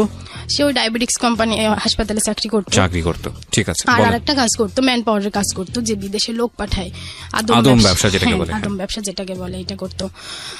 তো ওই রকমের আর কি। সে এখান ঢাকা থেকে যখন যাইতো অনেক টাকা নিয়ে যেত, যে ওই ভাইয়ার মার কাছে আর কি আমার আম্মুর নানির কাছে দিত আর কি। সবাই একটু লোভে পড়ে গেছিল আমার যেটা মনে হয়। না হয় একটা ছেলের কোনো কিছু না জেনেই ছেলের কাছে একটা মেয়েকে তুলে দেওয়া তো উচিত না। তো সেখান থেকে বিয়েটা হয়। এরপরে তো ঢাকায় আসে আমার মা আসার পরে তখন হয়তো আমি কনসেপ্ট করি আমার মা যেটা বলছে। এরপর তো বাড়িতে যায়। বাড়িতে যাওয়ার পরে কিছুদিন পরে আব্বুও যায়। আমার নানি বাড়িতে যাওয়ার পরে আব্বুকে বলে যে ঘটনাটাই। এরপর আমার আব্বু তো কিছুতেই রাজি না, যে না এত তাড়াতাড়ি বাচ্চা নেওয়া যাবে না, তোমার বাচ্চা নষ্ট করে ফেলতে হবে। তো মা তো আবুজ, তাকে যেভাবে ঘুরাচ্ছে আব্বু আম্মু সেভাবে ঘুরতেছে। তো হাসপাতালে নিয়ে গেল। নিয়ে যাওয়ার পরে সব ওকে নষ্ট করবে। তো ঠিক ওই মুহূর্তে আমার বড় মামা শুনতে পায় যে এই ঘটনা। তখন বড় মামা ওইখানে যেয়ে আমার মাকে নিয়ে আসে ধাক্কাইতে যে তোকে তো ছোট থেকে এই শিক্ষা আমরা দেই নাই। আচ্ছা, একটা মানুষ যে পৃথিবীতে আসবে সে তার রিজিক নিয়ে আসবে, তাকে নষ্ট করার অধিকার কারোই নাই। তো সেখান থেকে নিয়ে আসার পরে তো আমার আব্বু খুব রেগে যায় যে স্বামীর কথা শুনলো না, ভাইয়ের কথা শুনলো। সে ওখান থেকে রাগ করে চলে যায়। চলে যাওয়ার পরে দীর্ঘদিন আর কোনো যোগাযোগ নাই। তখন তো চিঠির যুগ ছিল। একটা চিঠি যেতে যেতেও অনেকদিন সময় লেগে যেত, 10-15 দিন সময় লাগতো। হ্যাঁ। তো হঠাৎ এরপরে আমি আসি পৃথিবীতে। আসার পরে তাকে জানানো হলো। তখন সে তার মানে হচ্ছে আপনার মা কনসিভ করেন, তাই তো? হ্যাঁ, আপনার মা ওই সময় আপনার নানু বাড়িতে থাকা অবস্থায়, না কনসেপ্ট করে ঢাকাতে, যখন আমার না সেটা তো বলতে পারছি, ধরা পড়ে হচ্ছে নানু বাড়িতে থাকা অবস্থায় যাওয়ার পরে, তখন তো আব্বু হচ্ছে নানি বাড়িতে যায়, যাওয়ার পরে আব্বুকে বলে, আর আব্বু যখন নষ্ট করতে চায়, আমার আম্মু রাজি না হয়, সেইখান থেকে আব্বু রাগ করে ঢাকায় চলে আসে। আচ্ছা, তো ওই টাইমটাতে আমার ওই যে ফার্স্ট আর কি আব্বুর যে বিয়ে করছিল, ওনার আর একটা বেবি হয়। আচ্ছা, তো আমার মাকে বলে যে মাহমুদার একটা বাচ্চা হয়েছে, মাহমুদা খুব ছোট আর কি, মাহমুদার খুব প্রশংসা করতো। তো আমার মা কখনো জিজ্ঞাসা করতো না যে মাহমুদাটা কে কে তুমি তার প্রশংসা করতো, তার মাথায় এটাও ছিল না, জিজ্ঞেস করার মতো হয়তো তার ওই বোধটাও ছিল না। এরপরে ওই যখন আর কি আমার পেটের বয়স 3 মাস আর কি আমার আম্মুর, তখন আব্বু হচ্ছে আমার আম্মুর কাছে বলে যে তোর বাবাকে বল টাকা দেওয়ার জন্য, আমি বিদেশ যাব। তো আমার নানা তখন জমি বিক্রি করে তাকে ওই সময় 25,000 টাকা দেয়। তো সে ঢাকায় আসে, ঢাকায় আসার পরে তার তো বিদেশে প্রসেসিং চলতেছে, সেটা আর নানি বাড়ির লোকজন জানতো না। তো যখন আমার বয়স নাকি 15 দিন আর কি, পৃথিবীতে আসার পরে 15 দিন বয়স, তখন আমার আম্মুর কাছে একটা চিঠি যায় যে তুমি তাড়াতাড়ি ওকে নিয়ে আসো, আমি এরকমের বিদেশ যাব, তো আমি চাচ্ছি তোমাদের ঢাকায় রেখে যাব। তো চিঠিটা পৌঁছাতে পৌঁছাতে আমার মার কাছে দেরি হয়ে যায়। তো মা যখন ঢাকাতে আসে, যেদিন আসে সেদিনই শুনে যে আব্বুর ফ্লাইট হয়ে গেছে, আর আব্বুর সাথে দেখা হয় নাই। তো এরপরে তো আবার মা চলে যায় গ্রামে, আব্বুর সাথে আর কোনো যোগাযোগ নেই। মা চিঠি দিত, কিন্তু চিঠির কখনো উত্তর আসতো না, আর আব্বু দিত কিনা সেটা আব্বুই ভালো জানে। ওকে, এই ঘটনাগুলো আপনি কার কাছ থেকে শুনেছেন? এটা আমার মার কাছ থেকে, নানির কাছ থেকে। এখানে একটা বিষয় একটু নোট করে নেই, এই কথাগুলো আপনি যখন শুনতেন তখন আপনার বাবার প্রতি অনুভূতিটা কি হতো? ঘেন্না হতো। একদম ভেতরে যা হয়েছে আপনি সেটাই আজকে এখানে বলবেন, আপনাকে আমি অনুরোধ করছি বিশেষভাবে। আপনার কখনো মনে হয়েছে যে মা বা নানি যেটা বলছে সেটা বাবাকে সামনাসামনি কি জিজ্ঞেস করে তারপরে বিশ্বাস করি? আপনার ভিতরে যা হয়েছে আপনি সেটাই আমাকে বলেন। হ্যাঁ, এটা মনে হয়েছে নাকি তার আগে ঘৃণা করেছেন? না না, মনে হয়েছে, বাট ঘৃণাটাই বেশি হয়েছে। কারণ exactly, this is the very very important point প্রিয় শ্রোতা। এই জন্য একটা সেপারেট ফ্যামিলি, যখন একটা ফ্যামিলি সেপারেট হয়ে যায়, বাবা আলাদা হয়ে যায়, মা আলাদা হয়ে যায়, সন্তানটা যেখানে থাকে, সন্তান তারাই তাদের মতো করে বড় করে। কারণ ওই কোমলমতি মনে সে যেটা শোনে সেটাকেই সে সত্য মনে করে স্থান দেয়। এবং আমি বলছি না ঘটনা সত্য না মিথ্যা, সেটা বলছি না, ওর কোশ্চেন করার ক্ষমতা থাকে না, এবং কোশ্চেন করার ক্ষমতা থাকে না বলেই হয়তো তার বাবাটা ওরকম ছিল না, কিংবা তার মাটা ওরকম ছিল না। সে যেইখানে বড় হচ্ছে সেভাবেই সে তার পারসেপশনটা গ্রো করে। সেপারেটেড ফ্যামিলির সবচেয়ে বড় দুঃখজনক ঘটনাটা হচ্ছে এটা, যে মা বাবা সম্পর্কে যা বলবে, সন্তান যেখানে বড় হবে, যদি মায়ের কাছে বড় হয় সে সেই ধারণা নিয়েই বড় হবে, এবং বাবার কাছে যদি থাকে তাহলে মার সম্পর্কে যেটা বলবে সেই ধারণা নিয়ে সে বড় হবে। কারণ সে তো খুব ছোট থাকে, তার ওই কোশ্চেন করার ক্ষমতা থাকে না, তার মনের ভিতর থেকে এই প্রশ্ন আসবে না যে আচ্ছা ওনারা যেটা বলতেছে সেটা তো মিথ্যাও হতে পারে, একবার বাবাকে ডেকে এনে জিজ্ঞেস করি তো সে এরকম ঘটনা ঘটিয়েছে কিনা। এবং সেই সাহসটা যেহেতু থাকে না, সেই যুক্তিটা যেহেতু থাকে না, একেবারে কোমলমতি মন, সুতরাং সে অন্ধ মনে বিশ্বাস করে যায়। এবং যে ঘৃণাটা জন্ম হয় ছোটবেলায়, বাবার প্রতি হোক মায়ের প্রতি হোক, সারাটা জীবন জুড়েই সে সেটা বয়ে চলে। সবচেয়ে বড় ক্ষতি হয় এটা কিন্তু যার প্রতি ঘৃণা করে তার না, যে নিজে ঘৃণা করা শেখে তার। গল্পটা আমরা সামনের দিকে এগোচ্ছি। জি বলুন। এরপরে চিঠি লিখে এবং মার সঙ্গে যোগাযোগ করতো না, হয়তো কিনা সেটা জানি না, কিন্তু 3 বছর পরে আর কি, আব্বু চলে যাওয়ার 3 বছর পরে হঠাৎ একটা তালাকনামা আসে। তালাকনামাটা আসার পরে আমার নানার হাতে এসে পৌঁছায়। তো নানা তালাকনামাটা দেখে তখন চিন্তা করে যে যেহেতু ছেলে 3 বছর খোঁজ খবর রাখে নাই, ইসলামিক দৃষ্টিতে 3 মাস যদি স্বামী স্ত্রীর মধ্যে যোগাযোগ বিচ্ছিন্ন থাকে সেই ক্ষেত্রে তালাক হয়ে যায়। কে বলেছে আপনাকে? এটা শুনছি আর কি, শুনেছেন? এরকম শোনা অনেক ভুল জিনিসই আমরা জানি। ঠিক আছে, সমস্যা নেই, বলুন। সেখানে 3 বছর আর কি টোটালি যোগাযোগ নাই। আচ্ছা, হ্যাঁ।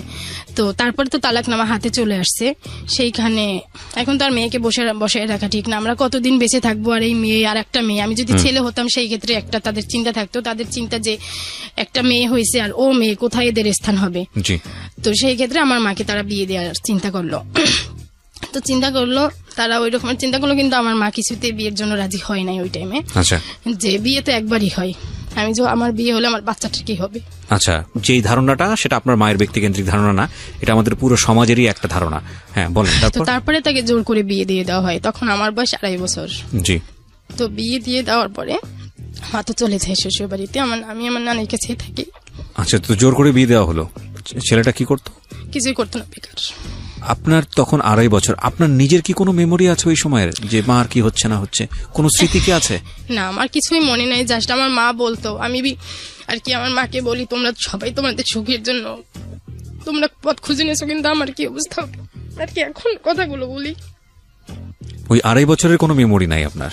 আচ্ছা, তো আপনার মা চলে গেল, তারপর? এরপর মা বলে যে আমি কোনো কিছুতে বিয়ে করতে চাই নাই, সবাই আর কি সমাজটাকে বিয়ে দিছে।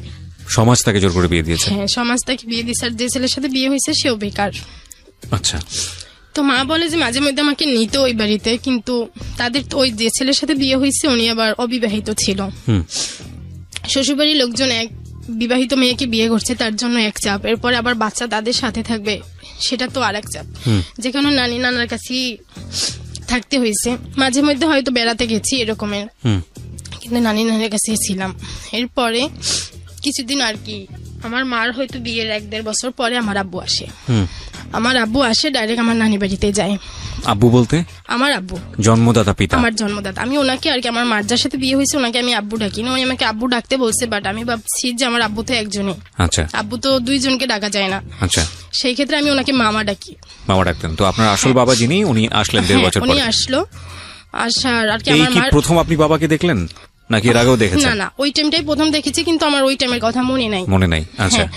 তো আসার পরে আমার নানা আর কি আমার এক মামা নিয়ে আসছে তাকে বাড়িতে। ওই মামা আবার মাদ্রাসায় পড়াশোনা করছে, কামিল আর কি, উনি হচ্ছে ডক্টরেট করছে থেকে ঢাকা ভার্সিটি থেকে। তো আমার নানার কথা যে তোমাকে ইসলামের শিক্ষায় এত বড় শিক্ষিত করলাম, যে ছেলে তালাকনামা পাঠাইছে তাকে কিভাবে তুমি বাড়িতে নিয়ে আসলে? কে নিয়ে আসছে বাড়িতে? আমার মামা। ও, মামা তাকে নিয়ে আসছে। মামার সঙ্গে আপনার বাবার সম্পর্ক কি ছিল? আর কি হয়তো কোনোভাবে মামাকে সে মামার সাথে যোগাযোগ করে সে আসছে। তো এসে আমার বাবা যেটা বললো যে আমি তালাক দেই নাই। তালাক দেই নাই মানে? যে তালাকনামাটা আসছে আমার আব্বুর পক্ষ থেকে, সেটা আসলে আমার আব্বু দেয় নাই। কে দিয়েছে? এটাই প্রশ্ন আমার, আজও এই প্রশ্নটাই আমার মধ্যে। আচ্ছা, তালাক দেয়নি, তারপর? আমার নানা তাকে স্থান দেয় নাই আমাদের বাড়িতে, নানি বাড়িতে। তো আমার আব্বু মসজিদে ছিল, মসজিদে 3 দিন ছিল, যে আমি যেভাবে হোক আমার আম্মুর কথা বলছে ওকে নিয়ে যাব। তো তালাক দেয়নি, 3 বছর খোঁজ খবর নেয়নি কেন? সে বলে আমি খোঁজ খবর করেছি, চিঠি দিয়েছি, তারপরে আর কি ওদের ভরণ পোষণ দিয়েছি, কিন্তু আমার নানি বাড়িতে সেটা পৌঁছায়নি। কি হাস্যকর কথাবার্তা! 3 বছর ধরে আপনার মাও নিশ্চয়ই যোগাযোগ করেনি? করছে? আমার মা তো তার কোনো ঠিকানাই জানতো না, কিভাবে করবে? তো তাহলে ভরণ পোষণ দিচ্ছি। সব থেকে বড় কথা, আমাদের যে বাড়ি কুষ্টিয়াতে, সেই কুষ্টিয়ার ঠিকানাটা আমার নানি বাড়ির লোকজন জানতো না। না, this is a very stupid logic. যত পৃথিবীতে আমরা, আপনি যে যুগের কথাই বলেন না কেন, আজ থেকে 25 বছর আগের গল্প বলছেন, আপনি 20 বছর আগের গল্প বলছেন, 3 বছর ধরে আপনার বাবা যদি আপনার মার সঙ্গে যোগাযোগ করার চেষ্টা করে কোনো রিপ্লাই না পায়, আমার এই এবং সেখানে আপনি আমার আব্বুর কাছে, যে আমি হচ্ছে ছোট থেকে আব্বুর সাথে ওরকম সাহস করে কথা বলতে পারি না, কিন্তু 2 বছর আগে হঠাৎ আমি আব্বুকে বলছি। 2 বছরের গল্প আমি পরে আসতে চাই, আমি পয়েন্টগুলো রেখে যাচ্ছি কারণ আপনার গল্প যেটা আপনি বলছেন সেটা কতটুকু গ্রহণযোগ্য আমি বলতে চাচ্ছি। তাকে আমি প্রশ্ন করছি যে আপনি কি আমার আম্মুকে তালাক দিয়েছেন? সে বলছে এত বছর আগের কথা আমার মনে নাই।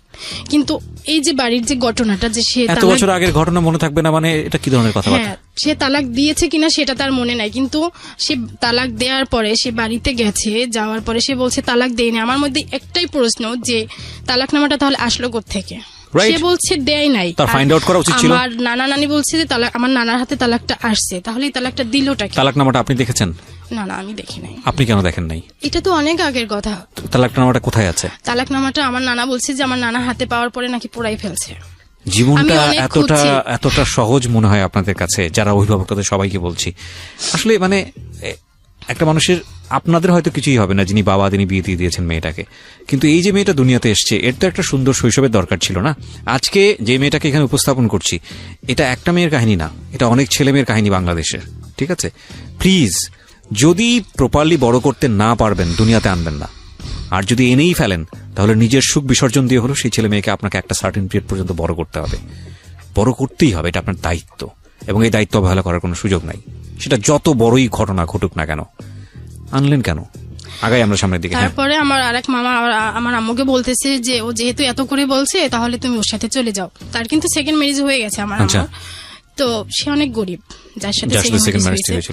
আর আমার আব্বুর দেখতে শুনতে টাকা পয়সা আর কি, ওই শুনে হয়তো তাদের লোভ এখনো আছে যে ছেলেটা এত দূর পর্যন্ত জীবনটা নিয়ে আসছে, তারপরেও আমার মামারা বলতেছে যে তুমি ওর কাছে চলে যাও। তো তখন আমার মার কথা ছিল যে যদি যেতে ইচ্ছা করে তাহলে তোমাদের বউদেরকে দিয়ে দাও, আমাকে বইলো না। আমার জীবনটা কতবার নষ্ট করতে চাও তোমরা? এক জায়গায় ওইখানে তখন ওই যেখানে আর কি সেকেন্ড ম্যারেজ যেখানে ছিল ওখানেও তখন মা প্রেগনেন্ট ছিল। ওহো, তো ওই প্রেগনেন্ট থাকা আমার বাচ্চাটা নিরাপদ থাকতে পারে না। তো আমি মনে করি যে আমার মা বাবার কাছে আছে, মাঝে মধ্যে হলে আমি এসে দেখে যেতে পারি, আর আব্বু যদি নিয়ে যায় তাহলে কখনোই হয়তো দেখতে পারবে না। সেখান থেকে আমার মা চাইছিল না যে আমাকে দিয়ে দেখ, তো আমার নানা নারীরাও দেয় নাই, যে আমরা যেভাবে কষ্ট করে থাকি ও আমাদের সাথে কষ্ট করে থাকবে। তো এইভাবে চলতে থাকে। এরপরে আব্বু আসে আর কি মালয়েশিয়াতে থাকতো, তখন তার ওই ফ্যামিলিও নিয়ে গিয়েছিল আর কি। ফার্স্ট যে ফ্যামিলি ছিল ওইখানে তার 2টা ছেলে হয়েছিল, তো ওদেরকে নিয়ে এসে মালয়েশিয়াতে থাকতো। প্রতি বছর একবার করে আসতো, এসে আমাকে দেখে যেত, কাপড় চাপড় যেগুলো দরকার হতো এগুলো দিয়ে যেত। এরকম করতে করতে 2000 সাল পর্যন্ত আসছে। তখন তো আমি প্রাইমারিতে পড়ি, পড়াশোনা মোটামুটি চলতেছে। এরপরে 2000 সালে আসার পরে 2000 সালে সে মালয়েশিয়া থেকে আমেরিকাতে চলে যায়, আর তার ওই ফ্যামিলিকে কুষ্টিয়াতে পাঠিয়ে দেয়। তো এরপরে এরকমের চলতে থাকে। এরপরে আর যোগাযোগ বন্ধ, আমার সাথে আর যোগাযোগ নাই আর কি। কষ্টটা এরপরে যখন বুঝতে পারি যে বাবা আর কি সবার বাবারা ভালোবাসতেছে, বাবারা আসতেছে, তো সেইখান থেকে আমার প্রশ্ন থাকতো তাদের কাছে যে আমার বাবা কোথায় আর কি। এটা ছোট কথা বলতেছি। তখনও আর কি বাবা যখন বুঝতে শিখছি আমার বাবা কোথায়, আর আব্বু যে প্রতি বছর আসতো ওরকম আসতো, হয়তো দেরি করে আর কি। আমার যতটুক মনে আছে ক্লাস 4-এ উনি শেষ আসছিল, তখন আমাকে বলছিল যে তুমি চলে আসো। আমি বলছি আমি আম্মুকে ছাড়া যেতে পারবো না। তো বলছে যে তোমার আম্মুকে তো আর নেওয়া যাবে না, কিন্তু আমি ভাবতাম যে আম্মুকে কেন নেওয়া যাবে না, আমি যদি যেতে পারি তাহলে আম্মু আমার সাথে যাবে। এরপরে আব্বুর থেকে ঘৃণা থেকে হচ্ছে ছেলেদের উপরে যে ঘৃণাটা হয় যে আমার মাকে একটা ছেলে কষ্ট দিয়েছে, আমি ওই রকমের ছেলেদেরকে কষ্ট দেব। এটা কোন সময় আপনার রিয়েলাইজেশনটা হয়? এটা হচ্ছে ক্লাস 7-এ। ক্লাস 7-এ থাকা অবস্থায়। ওকে। এরপরে একটা ছেলের সাথে ফার্স্ট আর কি সেই আমাকে লাভ লেটার দেয়। তারপরে কবে দিল এটা আপনাকে? এটা ক্লাস 8-এ। কিভাবে দিল? যে না ওইটা। ওকে। তো পরে দেখলাম যে এরকমের কিছু লেখা, তখন আমিও আর কি আমার তো টার্গেটই ছিল যে আমি এই কাজটা করব, যে ছেলেদের জীবন নষ্ট বলতে কেউ আমাকে প্রেমের প্রস্তাব দিল, আমি তাকে প্রেমের আর কি রাজি হওয়ার পরে কিছুদিন তার সাথে কথাবার্তা বলে বন্ধ করে দিব। আচ্ছা, এটা আপনার টার্গেট ছিল? এটা আমার টার্গেট ছিল। টার্গেটটা কেন ছিল? এই যে বাবার উপরে ঘৃণা থেকে, যে আমার বাবা আমার মাকে কেন কষ্ট দিল, সুতরাং আমিও ছেলেদেরকে কষ্ট দিব। ওকে। এরপর ওইটা হয়তো 2-3 মাসের মতো ছিল। এরপর আবার আরেকটা ছেলে প্রস্তাব দিল, তারপর তার প্রস্তাবে রাজি হয়ে গেলাম আর কি। প্রেমের ওইটা হচ্ছে ফোনে ছিল।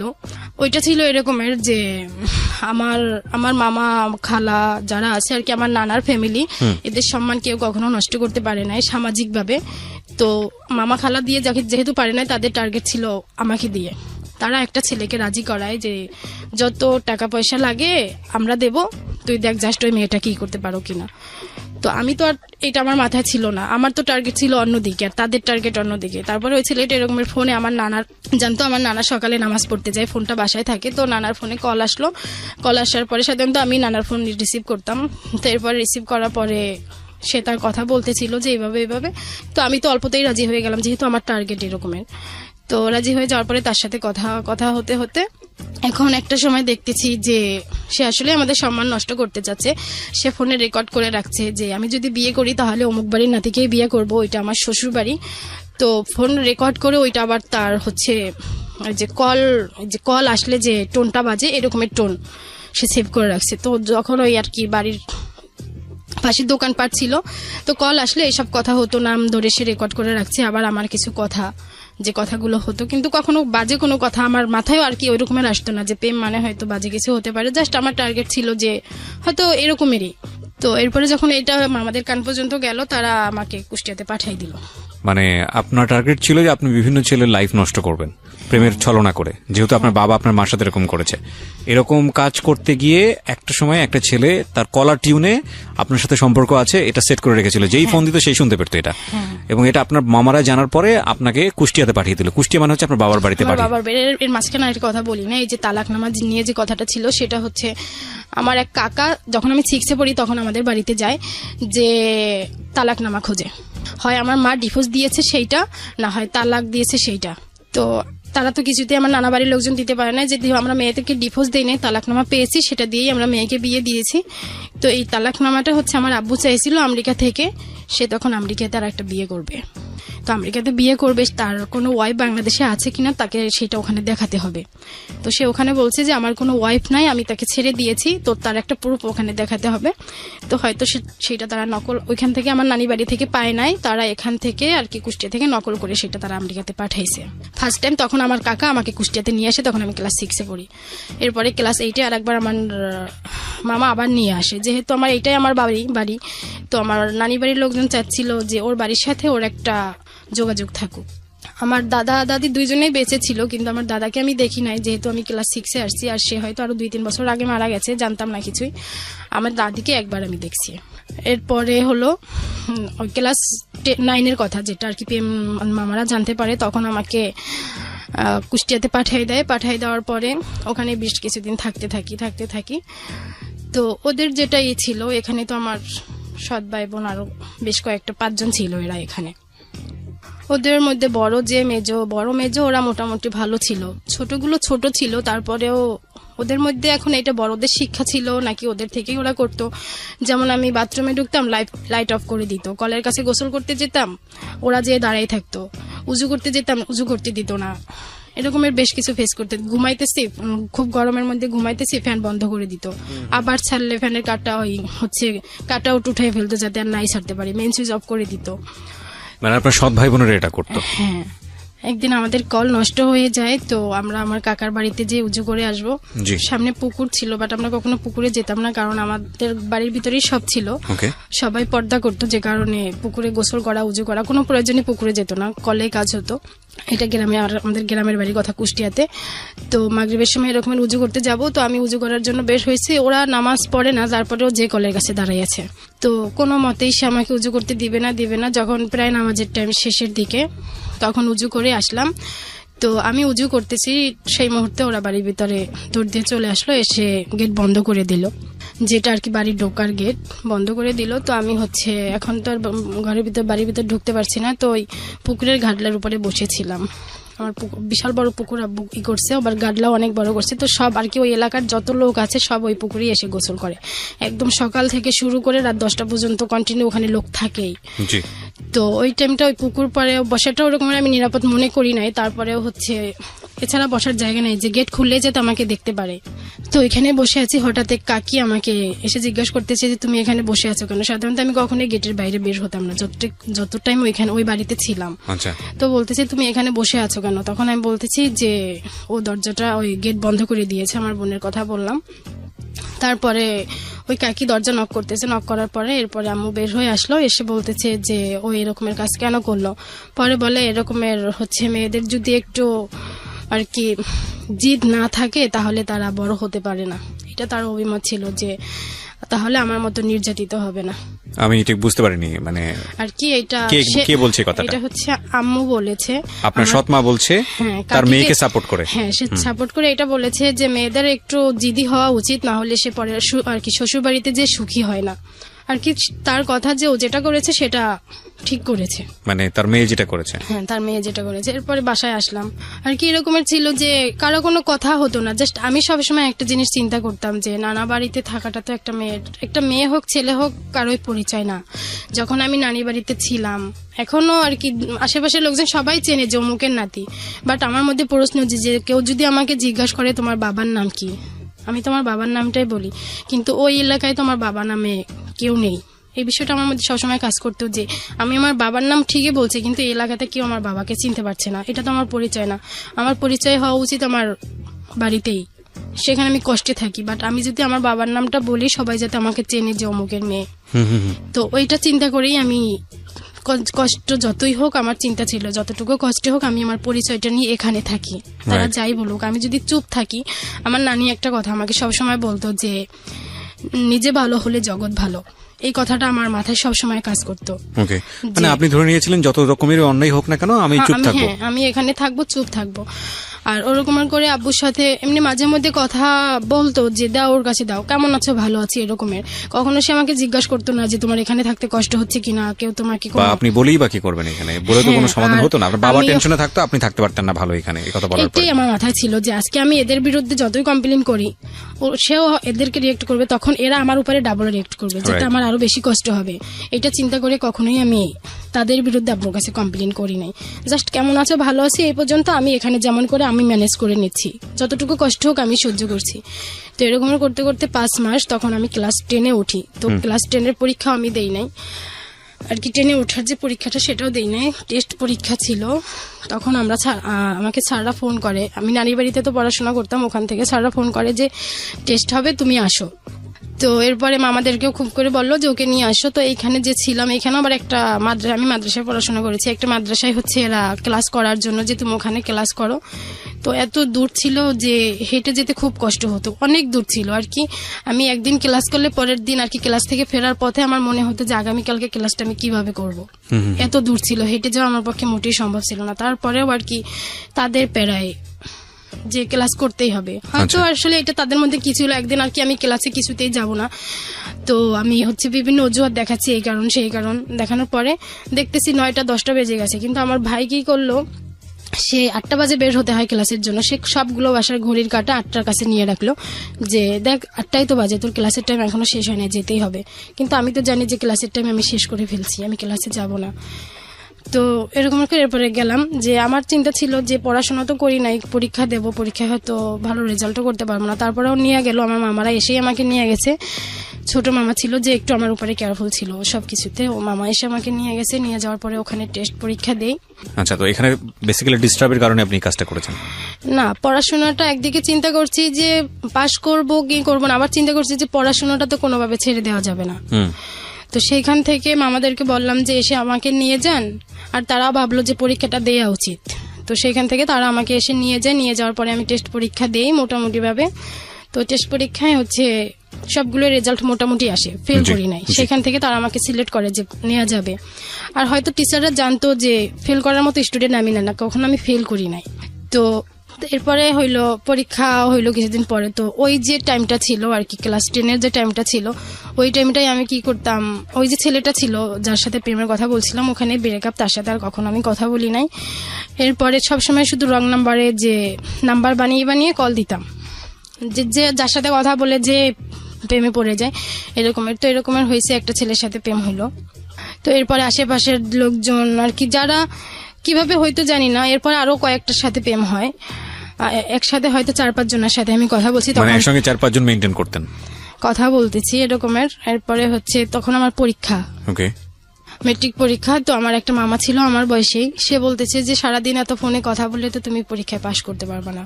কিন্তু আমার একটা চিন্তা ছিল আমি কখনো পরীক্ষায় ফেলও করবো না। তো হঠাৎ এরপরে পরীক্ষা শুরু হয়, পরীক্ষাও দিতে থাকি।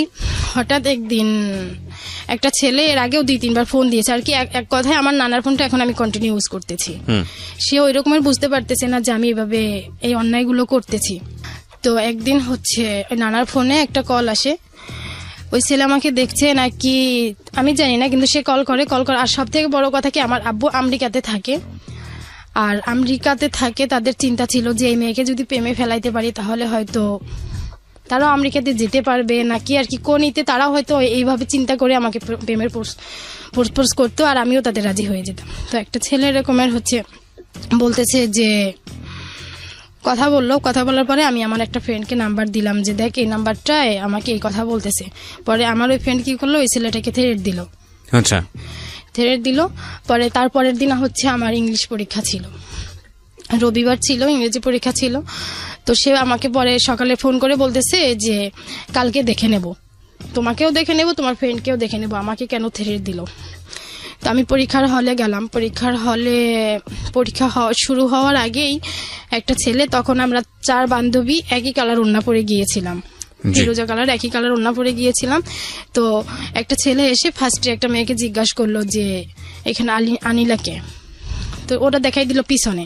এই ছেলেটার সঙ্গে আপনি কথা বলতেন, বাট আপনি চিনতেন না, জানতেন না এই ছেলেটা সেই ছেলেটা? হ্যাঁ, কথা হয়েছে বলতে 2 দিন কথা হয়েছে, জাস্ট ওনাকে আর কি, ওনার কথা শুনে আমার ভালো লাগে না, তাই আমি আমার ফ্রেন্ডকে নাম্বার দিয়েছি যে দেখ এই ছেলেটা এই কথাগুলো বলতেছে। ওকে। আর যে ফ্রেন্ডকে নাম্বার দিয়েছে ও ছেলে ফ্রেন্ড ছিল।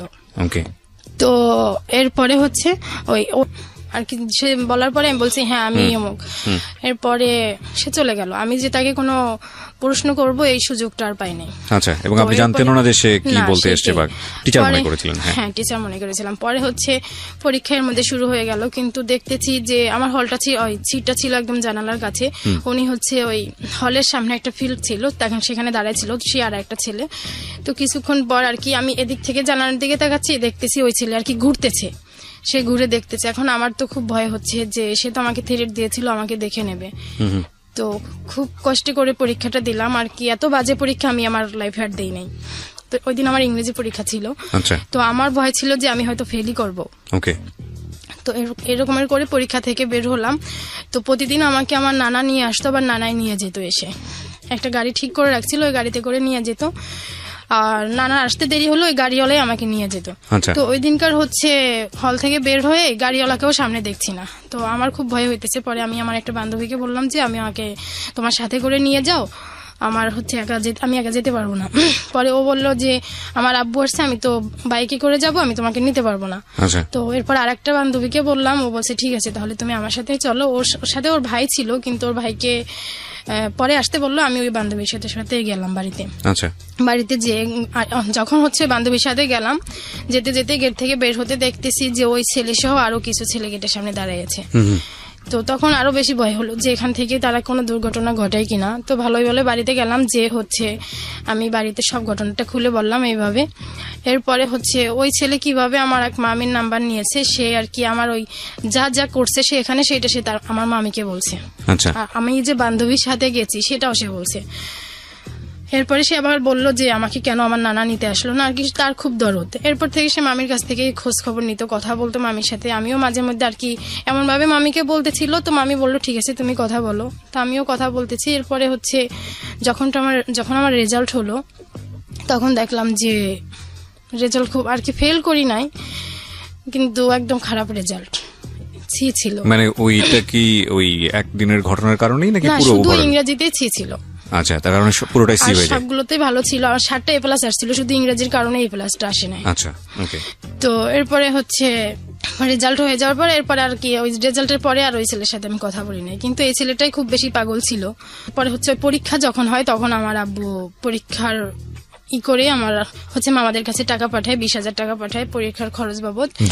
তো যখন দেখলো মামারা যে আব্বু টাকাটা পাঠাইলো, তখন মামারা চিন্তা করলো যে গ্রামে পড়াশোনা না করে ঢাকায় যদি পড়াশোনা করে তাহলে ওর ভবিষ্যৎটা ভালো হবে, যেহেতু সে খরচপত্র দিবে। আর মামাদের পক্ষে এতটা আর কি আমার ঢাকায় যদি পড়াশোনা করায় সেই ক্ষেত্রে তো খরচ একটু এক্সট্রা বেশি লাগে। তো মামাদের পক্ষে ওইটা সম্ভব ছিল না, যে কোনো চিন্তা করে না। যখন আব্বু বলছে তখন তারা আমাকে ঢাকায় ভর্তি করার চিন্তা করলো এবং ভর্তি করলো তামিরুল মিল্লাত মাদ্রাসা মহিলা শাখায় ডেমরাতে। ওকে। তো এরপরে হচ্ছে আব্বু টাকা পয়সা দিতেছে আর পড়াশোনা এখানে করতেছি। তো রেজাল্টের পরে হচ্ছে আমি আবার আমাদের হোম ডিস্ট্রিক্ট আর কি কুষ্টিয়াতে গিয়েছিলাম। তো এখানে এরকম একটা ঘটনা হয়, টুকিটাকি তো সমস্যা চলতেইছে। হঠাৎ একদিন আম্মুর টাকা হারাই যায় 5,000। আচ্ছা।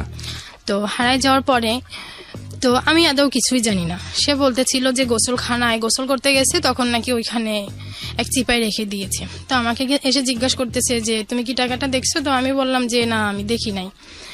তো আমার মেজো যে ভাইটা ও বলতেছে যে হ্যাঁ আম্মু ও মিথ্যা বলতেছে, টাকাটা তো আমরা দুইজনে ভাগ করে নিয়েছি। আমাকে আবার বলতেছে আপু তুমি বলো, তুমি আমাকে 3,000 টাকা দিছো আর তুমি 2,000 টাকা নিয়েছো না? তো আমি তো আমি টাকার কোনো জানি না আর কি, সে এখানে রেখেছে কিনা বা হারাই গেছে কিছুই জানি না। অথচ আমাকে আমার ভাই বলতেছে যে তুমি টাকাটা নিয়েছো, আমাকে 3,000 দিয়েছো, তুমি তো 2,000 রাখছো, তুমি আমাকে টাকা 2,000 ফেরত দাও, আমি আমার 3,000 ফেরত দিয়ে দিই। আমি টাকা নেই নাই, তাহলে আমি দেবো কিভাবে? তো তারা কি করলো, কবিরাজের বাড়িতে গেল, এসে আমাকে খুব ভয় টয় দেখাইলো, তুমি টাকাটা দিয়ে দাও না হয় এই করবো। তো আমার ভিতরে কোনো ভয় ছিল না, যেহেতু আমি টাকাটা নেই নাই। তো এরপরে হচ্ছে ওই ভর্তি হওয়ার জন্য মামারা ঢাকাতে নিয়ে ভর্তি হওয়ার জন্য এরপরে হচ্ছে আব্বু উত্তরাতে বাসা নেয় আর কি, কুষ্টিয়া যারা আছে। এরপর আমেরিকার যে ফ্যামিলি তার, ওইখানে তার 3টা বাচ্চা হয় আমেরিকাতে, 3টা মেয়ে। ওদেরকে বাংলাদেশে পাঠাইলো, আর কুষ্টিয়ার যে ফ্যামিলি এরাও গেল। এরপর উত্তরাতে বাসা নেয় যে এখানেই তারা থাকবে। এরপরে হচ্ছে মামারা বললো যে বাসায় থাকার দরকার নাই, যদি মাদ্রাসাতে ভর্তি করে তাহলে হোস্টেলে রেখে দেবো। ওকে। তো এরপরে ভর্তি হয়ে ওখানে হোস্টেলে রেখে দেয়। তো এরকম করে চলতেছে। ইন্টারও মোটামুটি শেষ হলো। পরে ইন্টারের পরে হচ্ছে আব্বু আবার আসলো, এসে বলতেছে, সে আসতো প্রতি বছরই 2 বার 1 বার করে আসে। এরপরে এসে কুষ্টিয়াতে নিয়ে গেল, নিয়ে যাওয়ার পরে আমি তখনও বলতেছিলাম আর কি, ইন্টার শেষ হয়ে যাওয়ার পরে আমি বলতেছিলাম যে আমি এডমিশন দিতে চাচ্ছি। তো সে বলতেছে আর কি, আমার ছোট থেকে ইচ্ছা ছিল যে আমি হচ্ছে লয়ে পড়বো। ওকে। তো আব্বুর এই কথাটা শুনে হয়তো তার ভালো লাগে না, সে বলতেছে যে না, এটা পড়া যাবে না, এক কথায় কোচিংই করা যাবে না। তারপরে হচ্ছে আমি ইউসিসিতে ভর্তি হই কোচিং সেন্টারে। ওকে। ভর্তি হওয়ার পরে কয়েকদিন ক্লাসে করি, কিন্তু তার জোরাজোরিতে আর এক কথায় ঘর থেকেই বের হওয়া হলো না। এরপরে হলো কোচিং সেন্টার থেকে এরপরে হচ্ছে আমি আমার নানি আর কি, যখন কোচিং বন্ধ করে দিল তখন আমি নানি বাড়িতে চলে আসলাম। নানি বাড়িতে আসার পরে এরপরে হঠাৎ একটা রং নাম্বার বলতে ওই লোকটা আমাকে চিনতো, বাট আমার কাছে রং নাম্বার ছিল। আমি তাকে ফোন দেওয়ার পরে তাকে ঝাড়ি দেই, কিন্তু যে আমাকে কল দিয়েছিল কলটা সে রিসিভ করে না, রিসিভ করছে অন্য একজন। পরে হচ্ছে সে পরবর্তীতে ব্যাক করে বলতেছে যে আমি তো আপনাকে চিনি না, আপনি যাকে কল দিয়েছেন আমি সেও না। পরে তার সাথে কথা হতে হতে একটা সময় আর কি আমার ওই আবার সেই পিছনে যে আমি তার সাথে কিছুদিন কথা বলে বাদ দিয়ে দেব। পরে এরকম মিথ্যা টিথ্যা কথা বলে আমি আবার কুষ্টিয়াতে কিছুদিন পরে চলে যাই। যাওয়ার পরে ওই ছেলে যে করেই হোক আমার কুষ্টিয়া নাম্বার নেয়, এরপরে ওই ছেলের সাথে কথা হয়, একটা সময় ওই ছেলের সাথেই প্রেম হয়। এরপরে কথা আর কি এরকম বেশ কিছুদিন চলতেছিল। তো আমি কুষ্টিয়াতে তো ওইরকম তার সাথে কথা বলতে পারতাম না, গোপনে একটা ফোন, ওই আব্বু আবার আমাকে আর কি এডমিশন দিবে না, পরে আমি ওখানে ডিগ্রিতে ভর্তি হয়ে যাই কুষ্টিয়াতে। ওকে।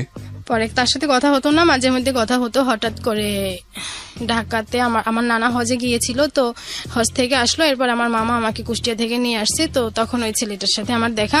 এরপর ওই ছেলেটা বলতেছিল যে বিয়ে করার কথা। তো আমি আমার সব ঘটনা তাকে খুলে বলার পরে আমি আর বিয়েতে রাজি হলাম না, আমি আবার আমার নানি বাড়িতে চলে গেলাম, কিন্তু কথা তার সাথে কন্টিনিউ হচ্ছে, মানে ছেলেটার সঙ্গে। হ্যাঁ। ওকে।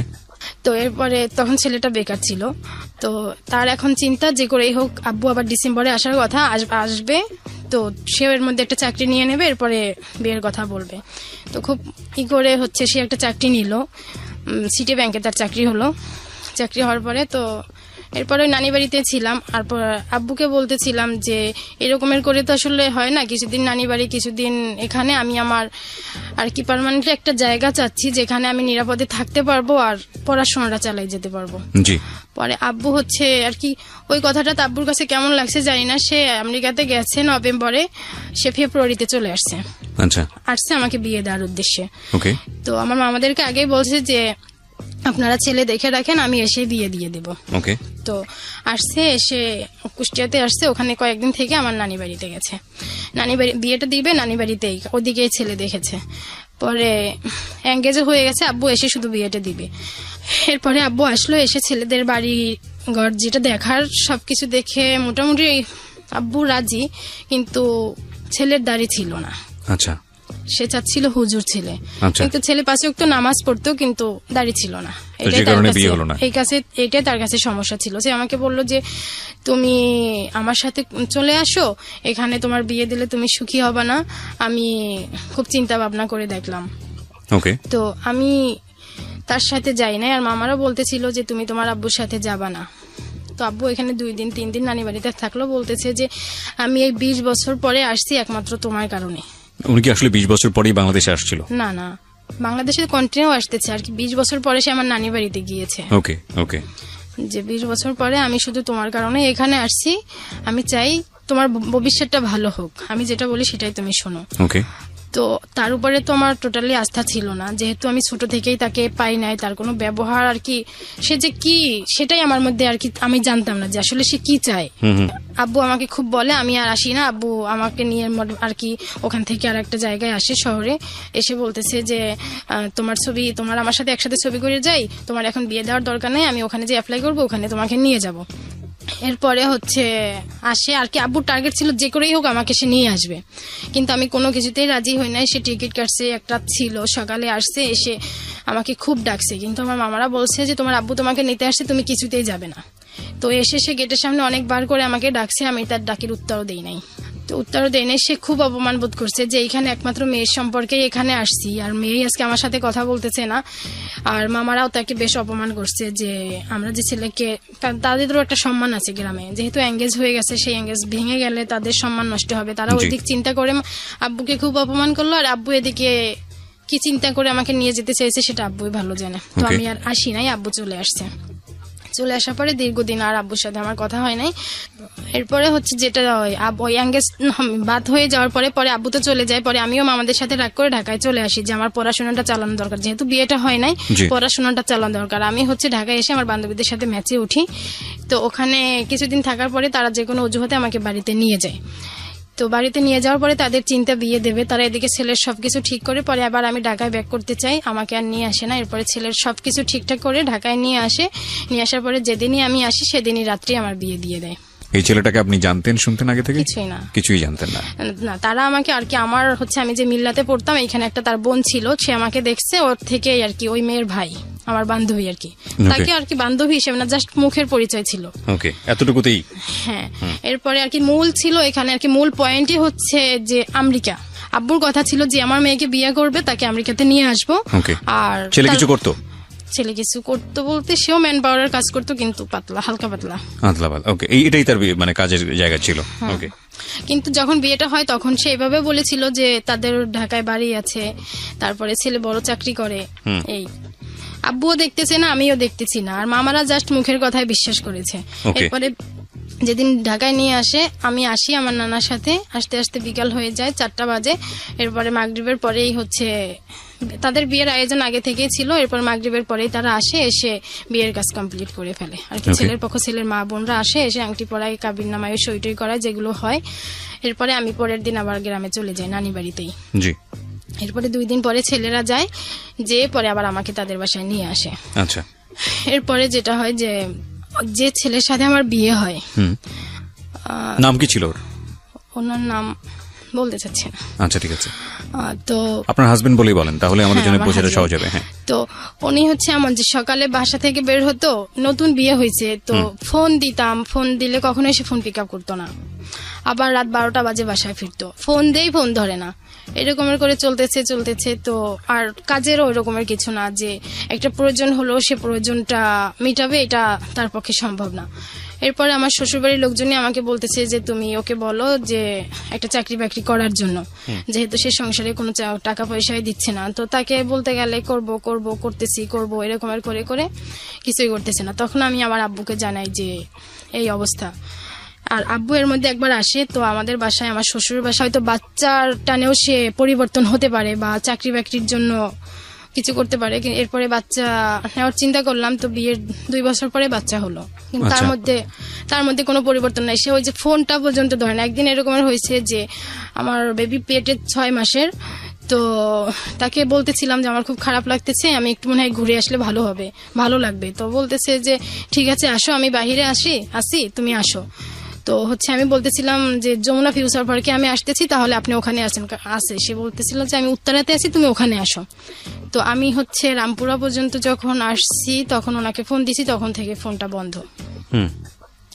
এরপরে আর ফোনে পাই না, ফোন একবার ঢোকে ধরে না। এরপরে আমি ওখানে গেলাম, কিছু সময় ওয়েট করছি, তাকে আর পাচ্ছি না, ফোনেই পাচ্ছি না টোটালি। পরে আবার ওখান থেকে আমি একা ব্যাক করি। তো আর কি তার মধ্যে তার ফিলিংসটা এরকমের যে আমি যে কে, এই হয়তো এই মূল্যায়নটাও সে করছে না যে আমি এতবার ফোন দিচ্ছি, দায়িত্ব বলে একটা কথা, যে এতবার ফোন দিচ্ছি, তাহলে বিজি ছিলাম, একটু পরে ফোন ব্যাক করে বলি যে এরকমের, এটাও না। তো এরকমের করতে করতে আব্বুকে বললাম যে সে বারবার বলতেছে যে তুমি চলে আসো। তো আমিও যেতে চাচ্ছি। এরপর তো বাচ্চাটা হয়ে গেল, এখন চিন্তা অন্যরকমের যে যদি আমি এখান থেকে চলে যাই সেক্ষেত্রে তো বাচ্চাটার কষ্ট হবে, আমার মতোই কষ্ট হবে, ওকে ফেস করতে হবে, তাহলে আমি যাব না। তো এর অবস্থা এতটাই খারাপ যে না যেও উপায় নাই আর কি, আমার একটা কিছু করতে হবে। তখন আমি চিন্তা করলাম যে আমি চাকরি করি। আমার শ্বশুর শাশুড়ি বলতেছে যে তুমি যদি চাকরি করো তাহলে হয়তো ওর পরিবর্তন হতে পারে। তখন আমার বাচ্চার বয়স 1.5 বছর। তো আমি একটা হচ্ছে চাকরি তো বললেই পাওয়া যায় না, অ্যাভেলেবেল চাকরি হয় না, সেই ক্ষেত্রে আমার আর কি এই যে বিয়েটা আর কি ছেলেদের উপরে ঘৃণা থেকে আমি চাচ্ছি যে আর কোনো মেয়ের বিয়ে না হোক। যেমন আমার একটা খালাতো বোনের বিয়ে দিতে চাই, চাকরি জায়গা থেকে হঠাৎ করে অন্য জায়গায় চলে যাচ্ছেন কেন? ওই আর কি ওই খালাতো বোনের কথা বলতে গিয়ে যে একটা খালাতো বোনের বিয়ে দিবে, তো আমি চাচ্ছি ওর বিয়ে না হোক, সেক্ষেত্রে ওকে আমি ঢাকায় নিয়ে আসছি আমার উদ্যোগে। হ্যাঁ, সেটা তো অনেক পরের প্রসঙ্গ। আপনি চাকরি থেকে চাকরি ট্রায়ের জায়গা থেকে ওকে আর কি চাকরির জন্য ও এসে ওকে একটা চাকরি দিয়েছি, পরে ওকেই বলছি যে আমাকে একটা চাকরি আর কি দেখ পারো কিনা।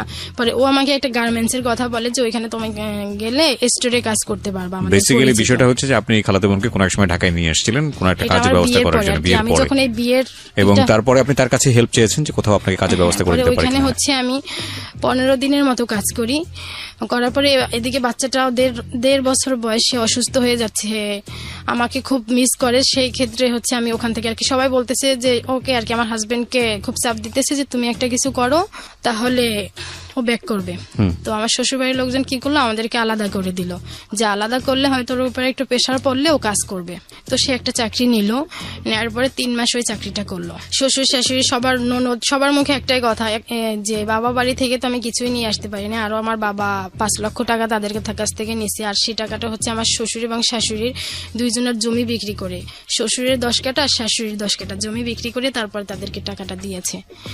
তো বাবা কিছুই দেয় না, এরকমের স্বামী, তো স্বামীকে আমি কিছু বলি না, এরকম বলে পরে আবার আমি চাকরি একাই আর কি বাসা, আমি আমার মার ওখানে যাই, যে ওখান থেকে আসি, এসে একা একা আবার চাকরিতে জয়েন করি। আমার একটা বোনকে নিয়ে আসি, নিয়ে এসে যে আমার বাচ্চাটাও রাখবে, আমি চাকরি করব, আর আমার হাজবেন্ড আছে থাকুক, সম্পর্ক যেভাবে আছে থাকুক, আমি আলাদা থাকি, ও আলাদা থাকুক। এরপরে আবার চাকরি নেই, চাকরি নেওয়ার পর ওইখানে বেশ কিছুদিন করি। এরপরে আব্বুকে টাকা পয়সার কথা বললে সে তো আর দিবেই না টাকা, যে তুমি ওখান থেকে চলে আসো। তার একই কথা যে বিয়ে দেওয়ার পরে এমনি খুশি হয়ে দিতে পারে, কিন্তু সবসময় তো বলাও যায় না, সে দিতেও না ওই রকমের করে। এরপরে চাকরি ওখানে নেই, পরে হঠাৎ করে আব্বু বলতেছে যে তুমি পাসপোর্ট করে ফেলো, যত তাড়াতাড়ি সম্ভব তোমাকে নিয়ে যাব। এরপরে পাসপোর্ট করি, তখন চাকরিতেই ছিলাম। এরপরে হঠাৎ করে বলতেছে, এরপরে ডিএনএ টেস্টের জন্য ডাকলো, যখন ডিএনএ টেস্ট হলো তখন হবে আর কি, তখন আমি চাকরিটা ছেড়ে দিই। ডিএনএ টেস্ট বলতে ওখান থেকে আর কি আব্বুর মেয়ে কিনা সেটা জানার জন্য, এটা হচ্ছে ওই এম্বাসি থেকে আর ইমিগ্রেশন থেকে আর কি, আমেরিকান ইমিগ্রেশন থেকে বাংলাদেশ এম্বাসিতে পাঠাইছে ডিএনএ টেস্টের জন্য। এটা আব্বুর কথা, যে ডিএনএ টেস্টের পরে হয়তো বেশি সময় লাগবে না, তো এটা চিন্তা করে আমি চাকরিটা ছেড়ে দেই, যে এখন তো আর বেশি দিন সময় লাগবে না, যে করে হোক যে কয়দিন থাকি কষ্ট করে বাংলাদেশ আর কি চাকরিটা একটু ছাড়াই থাকি। তো এরপর আবার আমার শ্বশুর শাশুড়ির সাথে এক হই। আচ্ছা, এক হওয়ার পরে এরপরে এখন এদের তো চাপ খুব, যে কেন তোমার বাবা নিতেছে না, আমাদের টাকাগুলো ব্যাক করতে দাও, ব্যাক করে দিতে বলো তোমার বাবাকে, আমরা অন্য কিছু করব, আমাদের আমেরিকা যাওয়ার দরকার নাই। এখন তাদের খুব নেগেটিভ চিন্তা আব্বুর উপরে, যে আমাকে তারা বিক্রি করে দিয়েছে, এই কথা তারা বলে যে তোমাকে তোমার বাবা বিক্রি করে দিয়েছে, তোমার মার সাথে তোমার বাবার সম্পর্ক আগেই নষ্ট হয়ে গেছে, তাহলে তোমার মামারা কেন আমাদের থেকে টাকাগুলো নিল, সবাই প্ল্যান করে তোমাকে বিক্রি করে দিয়েছে, যদি এরকম একটা হইতো তাহলে তোমার মামারা বাবা কেউ কিছু হলেও তোমার বিয়েতে দিত। এক কথা আমার বিয়েতে কারো পক্ষ থেকে কোনো কিছুই আসে নাই, শুধু মেয়ে হিসেবেই তারা নিয়ে আসছে আমাকে। তো এরপরে কিছুদিন আগে যে এই বছরের শুরুতে আব্বু আসছে, এসে আসার পরে আমি আব্বুকে বলতেছি যে আমি একবারেই চলে আসতে চাচ্ছি। তার কথা যে তুমি চলে আসলে আমি ওদের টাকাটা দিয়ে দেব, আর এরা আমাকে টাকার জন্য এতটাই প্রেশার দিচ্ছে যে এদের সাথে থাকাটা আমার কষ্টকর হয়ে যাচ্ছে। তো সেই ক্ষেত্রে আমি বলতেছি যে তাহলে আমি একবারে চলে আসি, আপনি এদের টাকাটা দিয়ে দেন। বলতেছে ঠিক আছে তুমি চলে আসো। তো আমি হচ্ছে এখান থেকে আমার মামাকে করে গেলাম, কারণ আমার হাজবেন্ডের ওরকমের ছিল না, যে সে এতটাই আর কি বেকার, তো বেকার, তারপরেও বর্তমান যুগে বেকার হলেও কিছুটা হলে নিজের ফোনের ব্যালেন্স ঢুকানোর মতো তো টাকা থাকে, তার কাছে এটাও থাকে না। তার একটা বাচ্চা যে আর কি অসুস্থ হলে মেডিকেল পর্যন্ত নিয়ে যাবে, সেটাও তার পক্ষে সম্ভব না। তো আব্বুকে বলার পরে এরপরে আমি গেলাম আমাদের বাড়িতে। যাওয়ার পরে মোটামুটি তাকে বললাম খুব করে, মামাও বুঝালো যে টাকাগুলো দিয়ে দেন, আর না হয় ওদেরকে যত দ্রুত সম্ভব নিয়ে যান। সে বলছে হবে হবে হবে এরকমের করে। পরে আমি ওখানে থাকবো এই চিন্তা করলাম, আব্বু চলে গেল। তো থাকতেছি বেশ কিছুদিন। এরপর আমার এমএ পরীক্ষা ছিল ফার্স্ট ইয়ারের, ওইটা দিলাম। দেওয়ার পরে আবার যখন আসলাম এখানে আর কি কুষ্টিয়াতে গেলাম, তখন আম্মু আব্বুকে বলতেছে যে এখানে মেয়েকে রাখা যাবে না, যদি রাখো তাহলে আলাদা বাসা করে রাখতে হবে। তো ওখানে আবার ছোট একটা বাচ্চা আছে, ও আর আমার ছেলে, তারা খুব আর কি দুষ্টামি মারামারি, এক কথায় মারামারিটাই সারাক্ষণ লেগে থাকতো, যেটা নিয়ে আরো সংসারের মধ্যে বেশি ঝামেলা হতো। তো আব্বুকে বলতেছি যে এরকমের ওরা সারাক্ষণ মারামারি করে, তো কি করা যায়? আব্বু বলে ঠিক আছে তাহলে তুমি তোমার বাচ্চাকে ওর বাবা বাড়ি পাঠিয়ে দাও। যখন এই কথা বললো তখন আমার পক্ষে তো আর ওকে ওর বাবা বাড়ি পাঠিয়ে দিয়ে থাকা সম্ভব না। যে ছেলের জন্য হচ্ছে আমি এই পর্যন্ত আর কি, আমার বিয়ে হয়েছে 6 বছর, আমি সবসময় 6 বছর, ওর বয়স 4 বছর, এই 4 বছর চিন্তা করতেছি যে যত কষ্ট হোক আমি ওর জন্য, যাতে ওর বাবা দাদা সবার ভালোবাসাটা পায়, আমার যত কষ্ট হোক আমি এখানেই থাকি। তো যখন এই কথা সে বললো তখন আমি ওখান থেকে চলে আসি আবার। ঢাকাতেই চলে আসি, তাও একাই আসি, আমাকে কেউ নিয়ে আসতে যায় না, একা আসি। একা আসার পরে এখন এখানে থাকতেছি। তাদের কথা যে করেই হোক টাকাটা তোমার বাবার থেকে এনে দাও, আর আমার বাবার কথা হচ্ছে যে না তোমাকে নিয়ে আসবো। কিন্তু আমি ওই একটা জিনিস বুঝতে পারতেছি না,